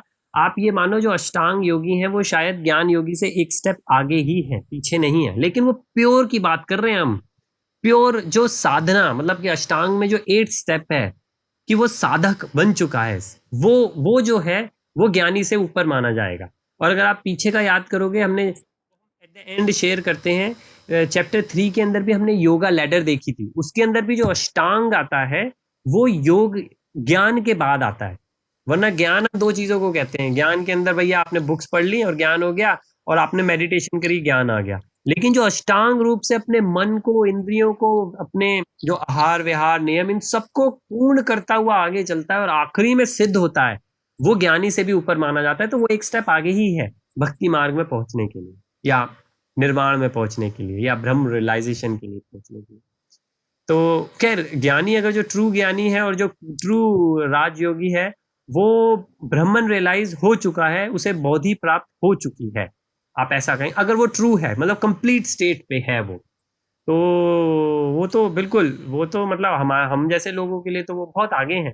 तो अगेन हम फॉलोअर्स की बात करते हैं, जो लोग ऐसा कहें कि नहीं कोई भगवान नहीं है, लेकिन अगर आप उसमें देखोगे तो वो ब्राह्मण की अगर कोई बात कर रहा है तो वो बिल्कुल सही बात कर रहा है। दिक्कत सिर्फ वहां वो ये कहेगा ब्राह्मण ही सही है और कुछ नहीं है, वहां दिक्कत है। चलिए, और वो भी ऐसे रहता है जैसे कि अक्सर मैं कहता हूँ कि भाई कोई मैथ्स टीचर है, उससे कोई पूछेगा यहाँ पे बेस्ट कौन है, वो कहेंगे ये मैथ्स टीचर है, ये यहाँ पे सबसे बेस्ट है, क्योंकि बाकी स्टूडेंट्स हैं। फिर आगे कोई जाएगा, उसके अंदर काफी मैथ्स टीचर है लेकिन एक हेड ऑफ द डिपार्टमेंट होगा, तो कहेंगे यहाँ कौन बेस्ट है, वो कहेंगे वो है, वो कहेगा कमाल है, अभी तो इसको कह रहे थे अभी उसको कह रहे हो। फिर आगे जाएंगे, कोई पूछेगा अच्छा यहाँ पे हेड कौन है, वो प्रिंसिपल होगा, कहेंगे हेड कौन है, वो है। तो तीनों ही स्टेट के अंदर तीनों ही सही है, राइट, लेकिन तीनों ही रिलेटिव ट्रूथ है। अभी एब्सोल्यूट ट्रूथ जो है वो हमें तब पता लगेगा जब हम सारे थोड़े थोड़े से कर लेते हैं। भक्ति ज्ञान के अंदर आनंद यही है कि आप सारी चीजों को थोड़ा थोड़ा टच करते हो, आप ज्ञान भी लेते हो, आप राजयोग में भी जाते हो, आप ऑब्वियसली भक्ति के अंदर मेडिटेशन, और जैसे चैंटिंग को ही चैंटिंग मेडिटेशन माना जाता है, तो वो तो है। चलिए हम आगे बढ़ते हैं। फिर 4.7 हमने किया, तात्पर्य में कोई ऐसी चीज हो तो बताइएगा, अदरवाइज हम 4.8 में जाते हैं, वो भी बहुत फेमस है। 4.8 नहीं, तात्पर्य में हमने बात कर ली पूरी कर ली, बहुत अच्छा। परित्राणाय साधूनां विनाशाय, ये इसको भी हम मुख्य मानते हैं। अब ये भी एक चीज है कि अगर हम ये कहते हैं कि भाई ब्राह्मण ही है सिर्फ, तो हम इसको कैसे जस्टिफाई करेंगे, क्योंकि यहाँ तो भगवान ये कह रहे हैं कि भाई मैं इस वजह से आता हूँ, लेकिन ब्राह्मण तो किसी वजह से आता नहीं, ब्राह्मण तो हमेशा ही है ना। तो अगेन शास्त्रों में ब्राह्मण लिखा है, और यहाँ पे भगवान कह रहे हैं मैं पर ब्राह्मण हूँ, पर ब्रह्मा हूँ। उसके आगे पर और लगा दिया तो कुछ सिस्टम भैया, कुछ मिसिंग है, कुछ रहस्य है। मैं आपको बता रहा हूँ कंप्लीट, जो कोई नहीं किसी को नहीं पता चला। नहीं, रहस्य जो मेरे को यकीन है आप ढूंढोगे या मैं ढूंढूंगा। रहस्य सिर्फ इतना है कि वो कह रहे हैं कि भाई जितनी भी जीव आत्माएं हैं वो सारे ब्रह्म को प्राप्त कर सकते हैं। बिल्कुल सही है ये, आप और मैं ब्रह्म ज्ञानी बन सकते हैं, बिल्कुल सच है ये। लेकिन भगवान जो है वो पर ब्रह्म है, वो उससे परे हैं, राइट। कि हम जहां तक भी पहुंच लें, हम जीव आत्माएं टॉप पर पहुंच लें, लेकिन हम भगवान नहीं बन सकते हैं, ठीक। और जो भगवान कह रहे हैं वो ये कह रहे हैं कि जब मैं आता हूं तो मैं इन दो पर्पसेस से आता हूं। तो अगर जो लोग ऐसा कह रहा हूं कि आप आगे चलेंगे तो आपके डेफिनेटली इंटरेक्शंस होगा ऐसे लोगों से, जो कि मैं आपको अपना एग्जांपल दूं कि पर्सनली अभी रिसेंटली जब मैं गया था तो एक माता जी हैं, और वो भागवत कथा करती हैं, वृंदावन में ही रहती हैं, भागवतम कथा करती हैं, लंदन में भी आई हुई हैं। मैं हम मालदीव्स जब गए थे वहां पे मैं मिला था उनसे। तो मैंने उनसे पूछा था ऐसे बात करके, तो उन्होंने कहा जब, और वो स्पष्ट नहीं, लेकिन जब एंड में मैंने उनको बिल्कुल स्पष्ट से पूछा, आप मेरे को ये बताओ आप क्या मानते हो, भगवान कृष्ण की भागवतम करते हो आप, भगवान कृष्ण पर्सन फॉर्म में है कि नहीं है? तो उनका जवाब ये था, नहीं वो तो शक्ति ही है ना, तो इसका मतलब कि वो इम्पर्सनलिस्ट मानी जाएंगी, कि वो भगवान को शक्ति मानती हैं, भगवान का रूप नहीं मानती हैं। ठीक, लेकिन अगर हम देखेंगे तो यहाँ पे कितने हमको चीजें पता लगेंगी जिसके अंदर भगवान का रूप दे रखा है। तो उनसे अगर हम इस वर्ष के बारे में पूछें तो वो भगवान ऐसा क्यों कह रहे थे कि मैं इस रूप में आता हूँ, तो क्या उनके अंदर की जो शक्ति थी वो ऐसा कह रही है? तो अगेन अगर हम उनको निकाल दें, क्योंकि वो उनमें से हैं जिन्होंने भागवतम पढ़ी है और उनका विश्वास है, लेकिन उन्होंने उपनिषद नहीं पढ़े हैं। उपनिषद पढ़े तो फिर आपको ब्राह्मण के बारे में पता लगता है, भागवतम में ब्राह्मण के बारे में इतना नहीं लिखा। एक श्लोक शायद मैंने आपके साथ में शेयर किया था जिसमें ब्राह्मण, परमात्मा और भगवान के बारे में लिखा है। तो यहाँ से हमें ये पता लगता है कि भगवान पर्सन है और वो पर्सनल फॉर्म में ये कह रहे हैं कि भाई मैं इस टाइम पर मैं आता हूँ, अपने डिवोटीज के लिए आता हूँ, और जो बैडीज होते हैं उनको हराने के लिए मैं आता हूँ, है ना। तो अगेन अगर उनके अंदर ब्राह्मण है तो ब्राह्मण तो हमेशा ही आए, ऊपर से किसी और को अलग से आने की क्या जरूरत है? तो भगवान ये कह रहे हैं कि नहीं मैं अलग से आता हूँ, और आगे भी हम चलेंगे तो पता लगेगा कि भगवान और जैसे स्वर्ग नर्क या और कहाँ की अपने अपने जहां भगवान रहते हैं उसके बारे में भगवान क्या कहते हैं वो भी, और ये वर्ष में कह रहे हैं, तात्पर्य में नहीं है, वर्ष में है बिल्कुल। भक्तों का उद्धार करने, दुष्टों का विनाश करने तथा धर्म की फिर से स्थापना करने के लिए मैं हर युग में प्रकट होता हूँ। 4.8, ठीक है, इसमें कुछ तात्पर्य के अंदर हो तो प्लीज। बस वही खाली बताया हुआ देवकी के उसमें करने के लिए, और जो दो तीन जो हरण के सब जो कुत्ते थे उसके बारे में। जी जी, इसमें एक चैतन्य महाप्रभु भी हाँ कलयुग के अवतार भगवान चैतन्य प्रभु, भगवान के आगे चैतन्य महाप्रभु भी भगवान कह दिया, यहाँ पे सब कोई भगवान कह रखा है भैया। हाँ, वो एक बार ये भागवतम के अंदर सबको भगवान नहीं है। अच्छा हाँ, देखें इसके अंदर वो अवतारों का थोड़ा सा वर्णन दे रखा है जो भी शेयर किया था। वेल मैं इंग्लिश में देख रहा हूँ, हिंदी में जहाँ वर्ष है अच्छा नीचे से दूसरा पैराग्राफ जो है, अवतार इसी तरह के होते हैं, क्योंकि भगवान ने कहा मैं अवतार लेता हूँ, है ना। तो कौन कौन से अवतार लेते हैं भगवान? पुरुष अवतार लेते हैं, पुरुष के रूप में कौन कौन से पुरुष आएंगे? गुण अवतार लेते हैं, ये गुण अवतार जो ब्रह्मा विष्णु महेश। लीला अवतार लेते हैं, कौन कौन सी डिफरेंट लीलाएं करते हैं। शक्ति वेश अवतार, ये अपने अपने थोड़ा सा शक्ति डाल के भेजते हैं, जैसे वेद व्यास जी को दिया था। मनवंतर जो मनु आते हैं और बन के सब करते हैं, तो वो भगवान बन के आते हैं। युगा अवतार हर युग में आते हैं। तो जो इस युग के अंदर आए थे वो चैतन्य महाप्रभु जी आए थे, और उसका वर्णन भी उसका काफी जगह वर्णन है। भागवतम में एक जगह पे बहुत प्यारा वर्णन किया है, जब भगवान के जो जिन्होंने भगवान की नेमिंग सेरेमनी करी थी, नामकरण संस्कार किया था, वो यदुओं के कुल गुरु थे। तो उनको बुलाया था नंद बाबा ने कि भाई आप इनका दोनों बच्चों का कर दो। तो उन्होंने कहा देखो अगर मैं खुले में करूंगा तो पता लग जाएगा कंस को कि मैं सिर्फ यदुओं का करता हूँ और ये दोनों भी यदु हैं। तो वो कहते नहीं, फिर आप ऐसे चलो गौशालाओं में करोगे जहाँ पे आप होगे, मैं होंगे, और ये दोनों अमोघ बालक होंगे, मतलब बच्चे हैं, इनको क्या मालूम, तो आप इनका वहां पे कर दो। तो वहां पे किया, तो उन्होंने भगवान बलराम जी का पहले किया था और उनके बारे में कुछ बताया था, ऐसे भगवान कृष्ण का बताया था। तो उस टाइम पे उन्होंने बताया था कि ये ये जो बच्चा है ये खुद पूर्ण पुरुषोत्तम है, ये अलग अलग समय पर अलग अलग वर्ण के अलग अलग कलर के जो है अवतार लेके आता है। जैसे कि पिछले उसके अंदर जो उससे पहले भगवान राम आए थे, तो उन्होंने वो कलर बताया कि ऐसे वो कलर पता नहीं हिंदी में कौन सा बताया था, लेकिन जैसे वाइट कलर लेकर आया था, कोई स्पेसिफिक कलर है। और फिर कहा कि जैसे इसमें अभी ये शाम वर्ण का होकर आया है, और आगे कलयुग के अंदर ये गौण वर्ण का होकर आएगा, गोल्डन कलर के उसमें लेकर आएगा गौण वर्ण। तो वो जो गौण वर्ण होता है वो कौन सा अवतार है? वो अपने कल की अवतार नहीं है, वो अपने चैतन्य महाप्रभु जी हैं, जिसके जो भगवान कृष्ण का गौण रूप लेकर आए थे। तो उसका वर्णन ऐसे अलग अलग जगह पे है, वो यहाँ पे बता रखा है। लेकिन ये जो अवतारों की डेफिनेशन है, कौन से अवतार के एग्जाम्पल्स हैं, वो जो लिंक मैंने आपके साथ में शेयर किया है उसके अंदर ये लिखा है। और ये जो रेफरेंस है, ये रेफरेंस एक डॉक्यूमेंट का है, ये भी शास्त्र है हमारा। ये शास्त्र का नाम है चैतन्य चरितामृत। तो चैतन्य महाप्रभु जी का जो चरित्र है, उसका जो अमृत है, उसे चैतन्य चरितामृत का है। और ये जिन्होंने लिखा है वो है कृष्णदास कविराज गोस्वामी जी, KKY। ये जो कृष्णा कविराज गोस्वामी जी हैं, इन्होंने चैतन्य महाप्रभु जी के बारे में, इनके टीचर ने इनसे रिक्वेस्ट करी थी कि भाई आप चैतन्य महाप्रभु जी के बारे में एक डॉक्यूमेंट बनाओ, एक शास्त्र बनाओ।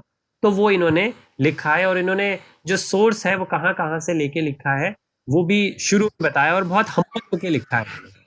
तो उसका थोड़ा सा रेफरेंस यहाँ पे इन्होंने दे रखा है। उसमें भी अवतार में, उस डॉक्यूमेंट में भी, शास्त्र में भी अपना अवतारों के बारे में है, तो वो रेफरेंस दिया है इन्होंने यहाँ पे। और कुछ हो तो आप बताएं, वरना हम 4.9 पे चलें। 4.9 जी 4.9। हे अर्जुन, जो मेरे अविभाव तथा कर्मों की दिव्य प्रकृति को जानता है, वह इस शरीर को छोड़ने पर इस संसार में पुनः जन्म नहीं लेता, अपितु मेरे सनातन धाम को प्राप्त होता है। अब ये बताएं, मेरे सनातन धाम को प्राप्त होता है, राइट? अब वो कौन सा सनातन धाम है? ये अपने मन से ही लिखा है ये तो। अपने संस्कृत की ट्रांसलेशन तो ये नहीं है। संस्कृत की ट्रांसलेशन है माम एति सा, वह मुझको ही प्राप्त होता है। वो मुझको, इसका मन करे मुझको मेरे अंदर मुझको प्राप्त होता है। मुझको मेरे धाम को नहीं, मुझको। भैया ये भैया सब बता रहा हूँ, सब अपने मन से लिख के ना, सब आपका बेड़ा गर्क कर रहे हैं। सब थे भैया, मैं आपको दूंगा अगर आप मानने में बनोगे तो। अगर आप नहीं मानते, आप मन में भरोसा है तो फिर आप सॉरी, मैं आपको सत्य संस्कृत के भैया सिर्फ इनकी मत पढ़ा करो। जो संस्कृत के वो वर्ड है उनका भी मीनिंग पढ़ लिया, उनका मीनिंग क्या है, बिल्कुल कहीं धाम लिखा। हाँ, आप सही कह रहे हैं। इसलिए मैंने कहा ऐसे वर्सेस और आएंगे। जैसे एक वर्स आएगा जिसके अंदर, वर्स के अंदर स्वर्ग नहीं है, लेकिन उन्होंने यहाँ पे ट्रांसलेशन में स्वर्ग लिखा है। लेकिन जब हम आगे जाएंगे तब हमें पता लगेगा कि वो स्वर्ग की ही बात हो रही थी, लेकिन उस वर्स में वो स्वर्ग ही रखा हुआ है स्पेसिफिकली, राइट? तो हाँ, ऐसे थोड़ा बहुत फर्क आएगा।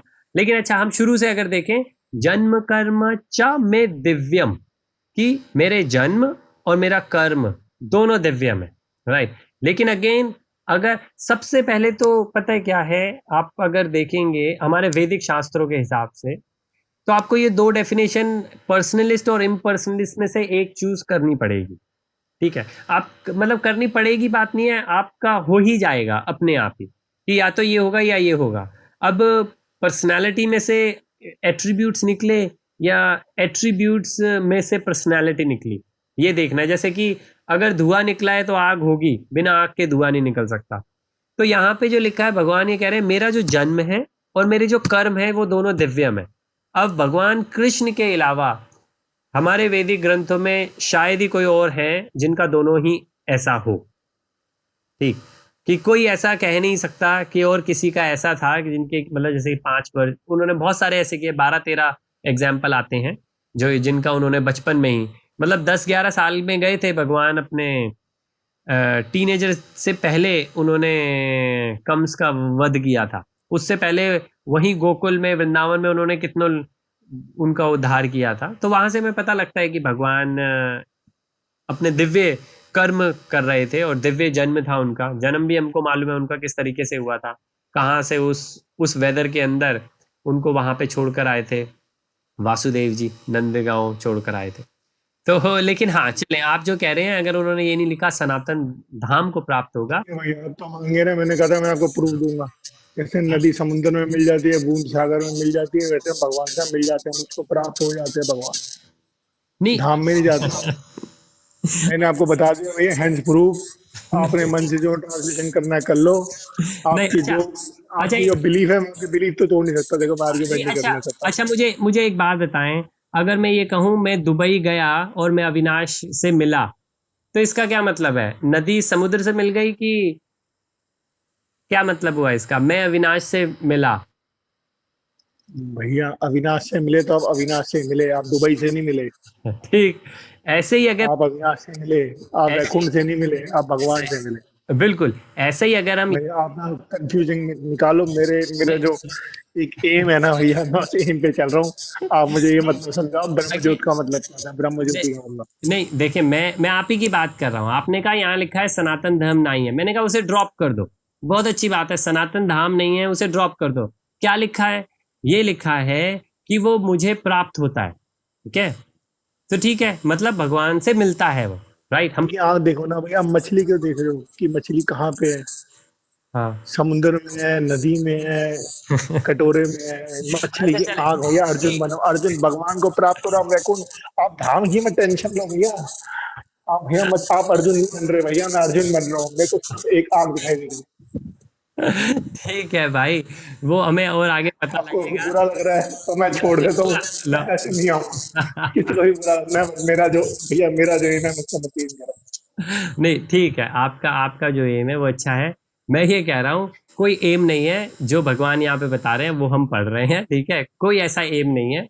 आगे भी भगवान ऐसा बताएंगे कि ना गत्वा, जो इंसान अभी आगे जब जाएंगे तो हम आएगा उसके अंदर कि भाई जो मेरे धाम को प्राप्त होता है और सही से, ठीक है, कि जो वहां पे प्राप्त होता है वहां पे ना कोई इलेक्ट्रिसिटी है ना कोई सूर्य की रोशनी है, वहां पर जो जाता है वो वापस नहीं आता। ठीक, तो फिर हम पूछेंगे कि वो कौन सी जगह है। ठीक, अभी आप यहाँ पे ये कहते हो कि बस भगवान को प्राप्त होता है, तो हम इतना रखते हैं। लेकिन भगवान को प्राप्त होता है तो इसका ये मतलब नहीं है कि वो उसके अंदर मर्ज हो जाता है, राइट। इसमें ये लिखा है कि दोबारा जन्म नहीं लेता। दोबारा जन्म नहीं लेता, ठीक है, हाँ ये बस मान लेते हैं हम। मतलब हाँ, और हम ये ओपन एंडेड। कि वो दोबारा जन्म नहीं लेगा तो वो मतलब किसी न किसी लोक में तो जाएगा ही ना, अदरवाइज दोबारा उसे इसी बिल्कुल, लोक में आना पड़ेगा। क्योंकि हाँ, क्योंकि अगर आप जैसे कह रहे हो वही वाली बात कि नदी समुद्र में मिल गई, तो जो अभी हमने पीछे वर्ष किया था, तो वो आत्मा अगर परमात्मा में मिल गई तो वो आत्मा तो खत्म हो गई। तो वहां पे ऐसा क्यों लिखा है कि आत्मा कभी? भैया मैंने देखा है, भैया मैंने देखा है, जब भगवान ने रूप भी निकाला था अपना महाभारत के अंदर, उसे हाँ सच मानो नकली मानो, फोटो में भी दे रखा है।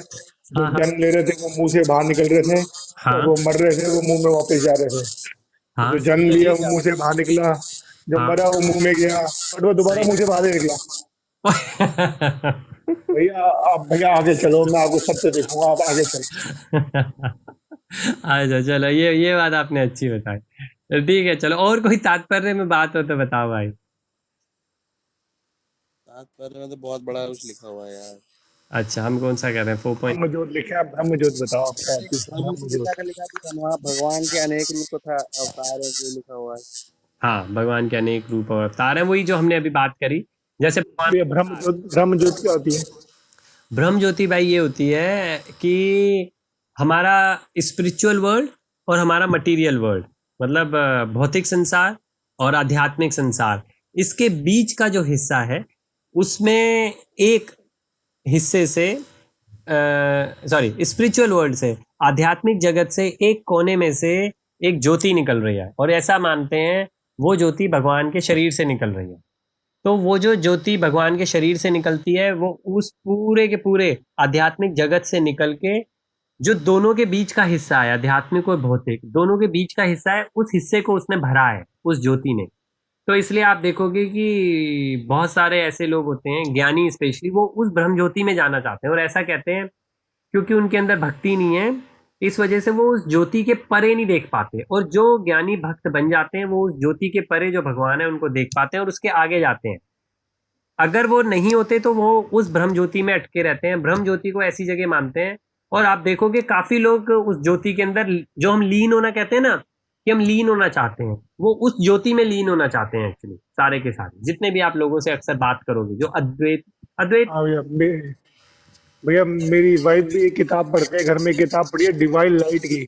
हाँ हाँ हाँ divine is different and divine light is different. हाँ हाँ हाँ हाँ, वही तो डिवाइन। तो हमें डिवाइन लाइट चाहिए, हमें डिवाइन चाहिए। हमें डिवाइन चाहिए क्योंकि डिवाइन लाइट का सोर्स डिवाइन है। ओके डिवाइन ठीक है। लाइट भी बुरी नहीं है।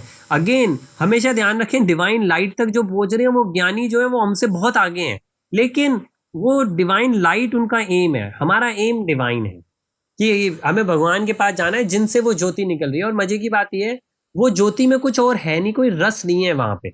आप वहां पे पहुंच गए, वहां पे आपको ना ही कोई बीमारी, मतलब जो बुद्धिज्म के अंदर चीजें बता रखी है ना, मतलब उन्होंने जो रेस करी थी सबसे पहले, जो कि भाई आपको ना ही बुढ़ापा आएगा, ना ही कोई बीमारी आएगी, ना ही कोई मृत्यु आएगी, एक और कोई चीज थी, ये चारों ही चीजें जो हैं वो ब्रह्म ज्योति में नहीं है, क्योंकि वो स्पिरिचुअल है।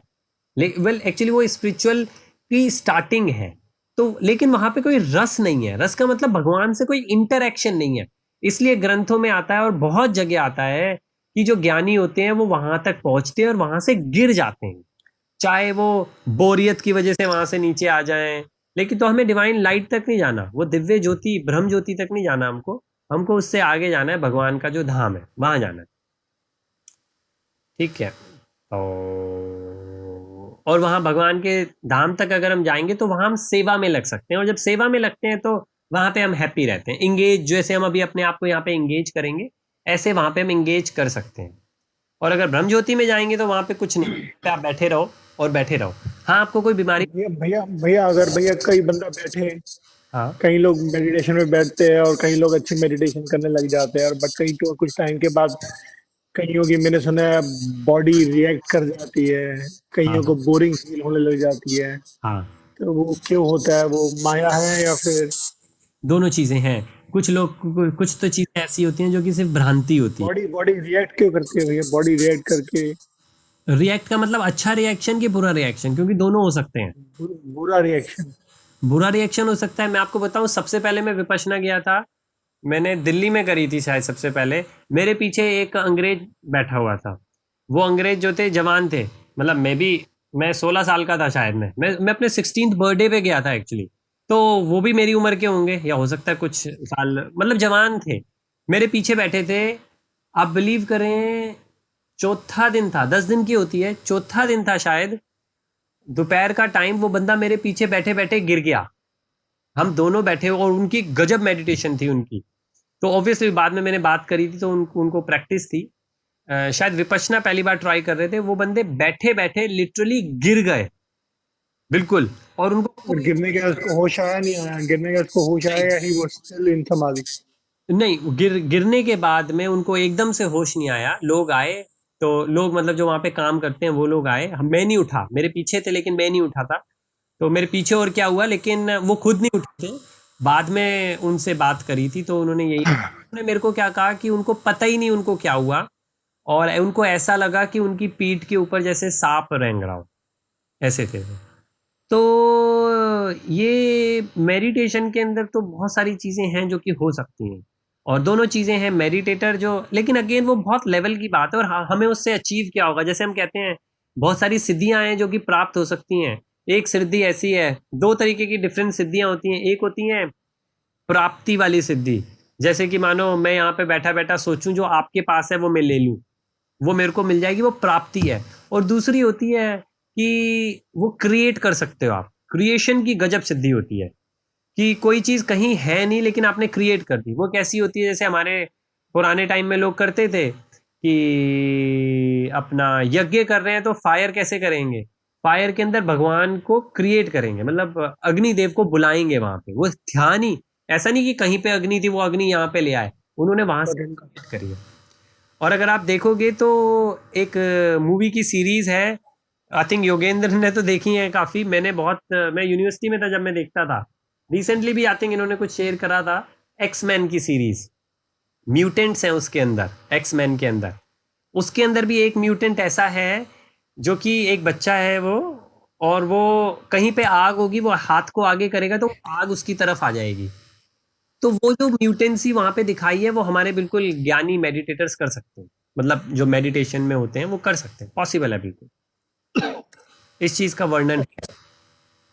पर अगेन यही, इन्हीं चीजों को हम हर्डल्स भी मानते हैं, कि काफी लोग इसको रुकावट मान के वहीं रुक जाते हैं, है ना। इसके तात्पर्य में कोई चीज हो तो प्लीज बताएं। 4.9 ये बहुत अच्छा है, 4.8 4.9 ये ऐसे हैं कि जो हम बार बार रेफर कर सकते हैं। कभी भी कोई इम्पर्सनलिज्म की बात करे कि नहीं भगवान मनुष्य नहीं है, तो हम ये 4.8 4.9 को कर सकते हैं कि अगर भगवान सिर्फ ब्रह्मन ही है, क्योंकि आगे भगवान ये भी कहेंगे कि मैं पर ब्रह्म हूं, मैं ही ब्रह्मन। 14th चैप्टर का जो लास्ट वर्स है, भगवान कहेंगे जो ब्राह्मण है मैं ही उसका बेसिस हूँ, बेसिस का हिंदी मैं ही उसका आधार हूँ, मतलब वो मेरे से ही निकला है, राइट। तो लोग कुछ ऐसे कहेंगे नहीं इसमें ये लिखा है, भगवान ये कह रहे हैं कि जो ब्राह्मण है वो मेरा बेसिस है, वो मेरा आधार है, का ये मतलब है कि मैं ब्राह्मण से निकला हूँ। ये बड़ा गजब का वर्स है, 14 चैप्टर का लास्ट 14.26 या 27 है। तो लेकिन इसको अगर हम देखें, वो अगर स्टैंड अलोन देखें तो हम कह सकते हैं हाँ कंफ्यूजन हो सकती है, लेकिन अगर हम ऐसे वर्सेस को देखें 4.8 4.9, तो भगवान कह रहे हैं यहाँ पे कि मेरे मेरे कर्म दिव्य हैं, मेरा जन्म दिव्य है। तो जो ब्राह्मण है वो ऐसा कैसे कह सकते हैं? ब्राह्मण तो फिर हर इंसान का कर्म है, ऐसा हर इंसान का कर्म तो दिव्य नहीं हो सकता। तो अच्छा चलें, हम 4.9 है, हम यहीं से कल शुरुआत करेंगे। उससे पहले अगर मैं ये एक स्लाइड शेयर करूं, स्लाइड बंद कर दी मैंने, चल रही है भैया, शेयर हो रही है। हाँ जी चले, ये इसको मैं बंद करता हूँ मैं, हाँ जी।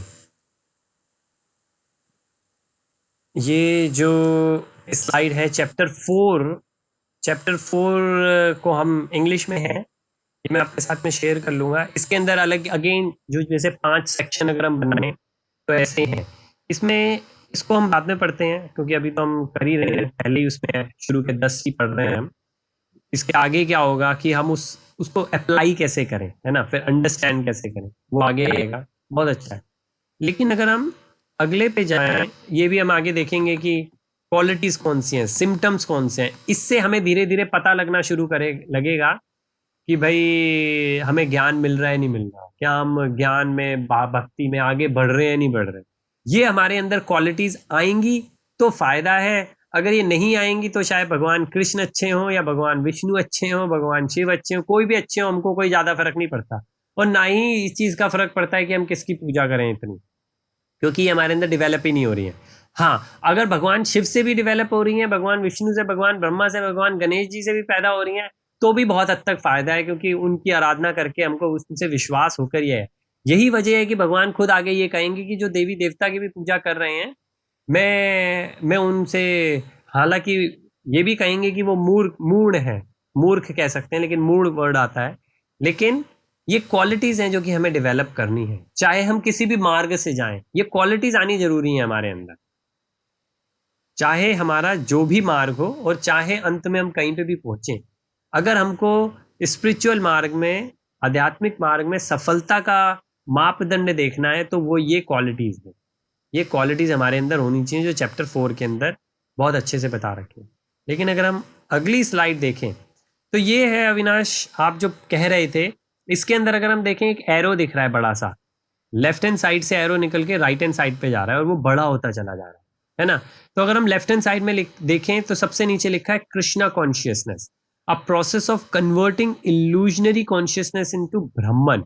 तो देखें, ये ब्रह्मन को ही रिकॉग्नाइज कर रहे हैं कि सबसे पहली जो चीज है वो ये है कि हम ब्रह्मन को रियलाइज करें, वो हम जीव आत्मा कर सकते हैं, और वो जीव आत्मा का एक तरीके से टॉप मोस्ट है कि वो जो अचीव कर सकता है।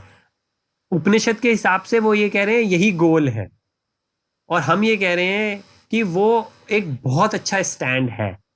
अब हम उससे आगे चलते हैं, और वहां वो जब आए थे आदि शंकराचार्य जी, वो ये कह रहे थे भैया इसको कर लो, ये बहुत है, ऐसे करके ये बहुत है, ये गजब है, इसको कर लो, तो कोई कॉन्फ्लिक्ट उसमें नहीं आता उस तरीके से।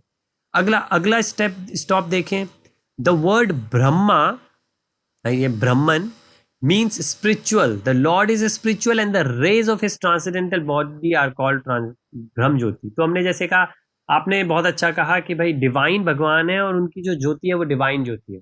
ऐसी जो भगवान है और भगवान से जो ज्योति निकल रही है वो ब्रह्म ज्योति है। तो भगवान जो है वो पर ब्रह्म है, ब्रह्म के भी परे हैं, तो वो ब्रह्म ज्योति तक, तो ब्रह्मन रियलाइजेशन हो जाएगा इस जीव आत्मा में रहते रहते। इससे आगे जब जाएंगे तो ब्रह्म ज्योति तक पहुंच सकते हैं। ब्रह्मन ये मटेरियल वर्ल्ड में हो जाएगा, ब्रह्म ज्योति अब हम स्पिरिचुअल वर्ल्ड के आध्यात्मिक जगत के द्वार तक पहुंच गए हैं, तो ब्रह्म ज्योति दिखने लग गई है हमको। यहाँ पे रह के ब्रह्म ज्योति नहीं दिखेगी। वेल, वो अलग है कि मेडिटेशन में आप बैठो और आप इस तरीके से वो करो जैसे कुछ ज्ञानी करते हैं, उसके अंदर हम अभी नहीं जाते, आगे आएगा अष्टांग में। Third step, everything is situated in Brahma jyoti but when the jyoti is covered by illusion और sense gratification it is material. तो ये इस चीज की बात मैं इसे अवॉइड करना चाह रहा था कि कुछ लोग जैसे जो फॉल्स गुरु हैं, जो झूठे गुरु हैं, वो अक्सर ऐसे ही करते हैं कि भाई मतलब हो गया भाई, मेरे को ब्रह्म ज्योति प्राप्त हो गई, राइट। तो वो जो पिछली स्लाइड में हमने देखे, वो उनके अंदर 14 गुण नहीं आएंगे। तो अगेन हम जब गुरु भी बनाएं तो हम देख सकते हैं गुरु के अंदर भी क्या वो गुण हैं कि नहीं गुण। लेकिन वो यहाँ पे रह के ही अगर कह रहे हैं कि ब्रह्म ज्योति दिख गई, लेकिन फिर भी इंद्रियों के अंदर भोग लगे हुए हैं, तो इसका मतलब वो आध्यात्मिक नहीं है, वो भौतिक ही है, और वो सिर्फ ड्रामा कर रहे हैं कि उनको ये है।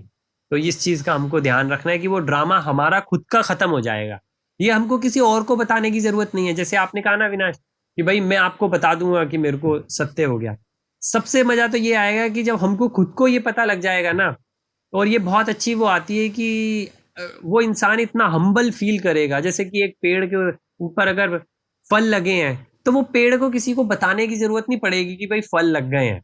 वो पेड़ सिर्फ एक काम करेगा, वेल दो कर सकता है, लेकिन एक ही काम करेगा कि वो छाया देगा और वो फल देगा दूसरों को।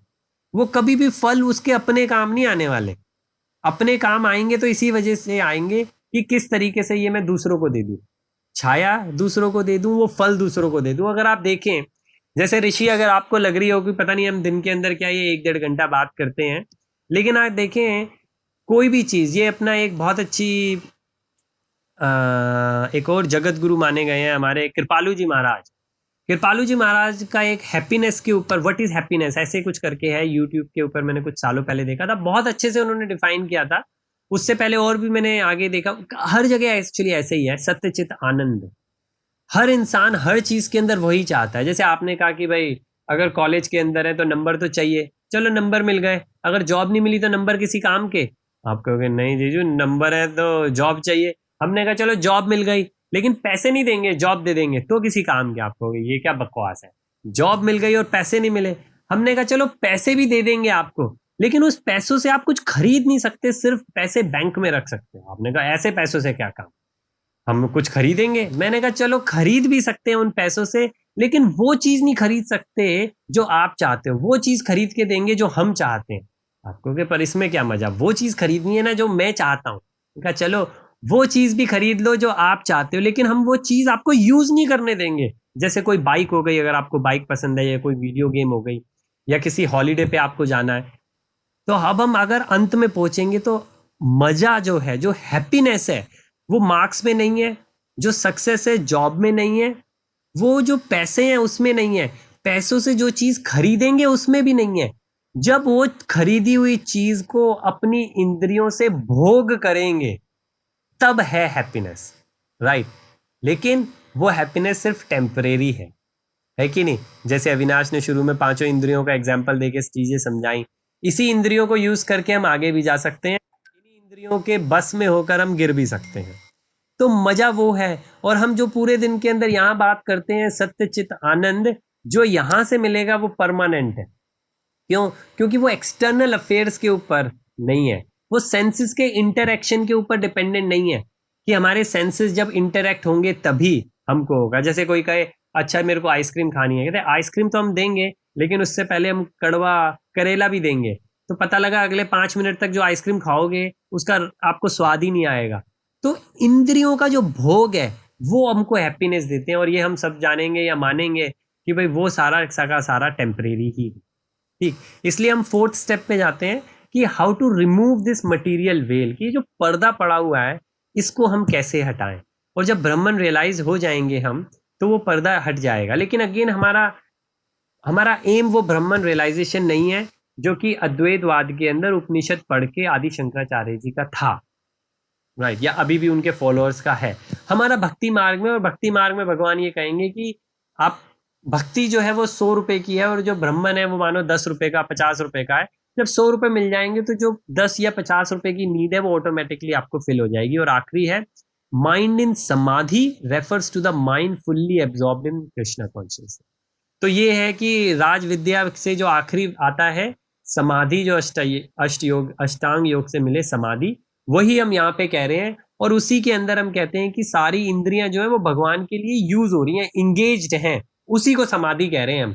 सिर्फ वही नहीं कि अष्टांग योगी जो एक गुफा के अंदर बैठा हुआ है, अगर वो अपनी इंद्रियों को किसी चीज में लगा ही नहीं रहा तो वो कितनी देर तक खुश रहेगा, राइट। लेकिन यहाँ वो इंद्रियों को लगा रहा है, लेकिन भगवान के कार्यों में लगा रहा है, लेकिन खुद ही नहीं लगा रहा, वो दूसरों की भी इंद्रियों को लगाने की कोशिश कर रहा है। इससे क्या होगा? इससे ये होगा कि जो फिर कल एग्जाम्पल आया था, आई थिंक ये चाइनीज प्रोवर्ब है, चाइनीज कहावत है कि रादर देन आप अंधेरे को कोसें, उससे अच्छा ये है कि आप मोमबत्ती एक जला दें। मोमबत्ती अगर आप जला दें तो आपको किसी को ये बताने की भी जरूरत नहीं है कि आप अंधेरे में बैठे थे, उसे खुद ही पता लग जाएगा कि वो अंधेरे में बैठे थे। तो कहने का ये मतलब है, हमारे जो यार दोस्त हैं, हमारी जो फैमिली है, अगर वो नहीं तो हम जो खुद हैं, हमको कोशिश करनी चाहिए ये जो दिव्य ज्ञान है चैप्टर 4 में, और ये तो अभी हम चैप्टर 4 में ही पहुंचे हैं, दिव्य ज्ञान है, इसके बारे में हमको खुद पढ़ना चाहिए, भगवत गीता को पढ़ना चाहिए, स्क्रिप्चर्स पढ़नी चाहिए। यहाँ से जो हमको खुशी मिलेगी, और सिर्फ खुशी ही है जो हम ढूंढ रहे हैं, लेकिन यहाँ से जो मिलेगी वो सत्य चित्त आनंद है, वो हमको हमेशा के लिए परमानेंट रूप से मिलेगी। तो चलिए, समय बहुत अच्छा है, अगर कोई इमीडिएट क्वेश्चन हो, रेलिवेंट क्वेश्चन हो तो अभी रेज करते हैं, अदरवाइज हम कल यहीं से कंटिन्यू करेंगे। हरी हरी हरी। चलिए जी। और किसी का योगी सर आपका?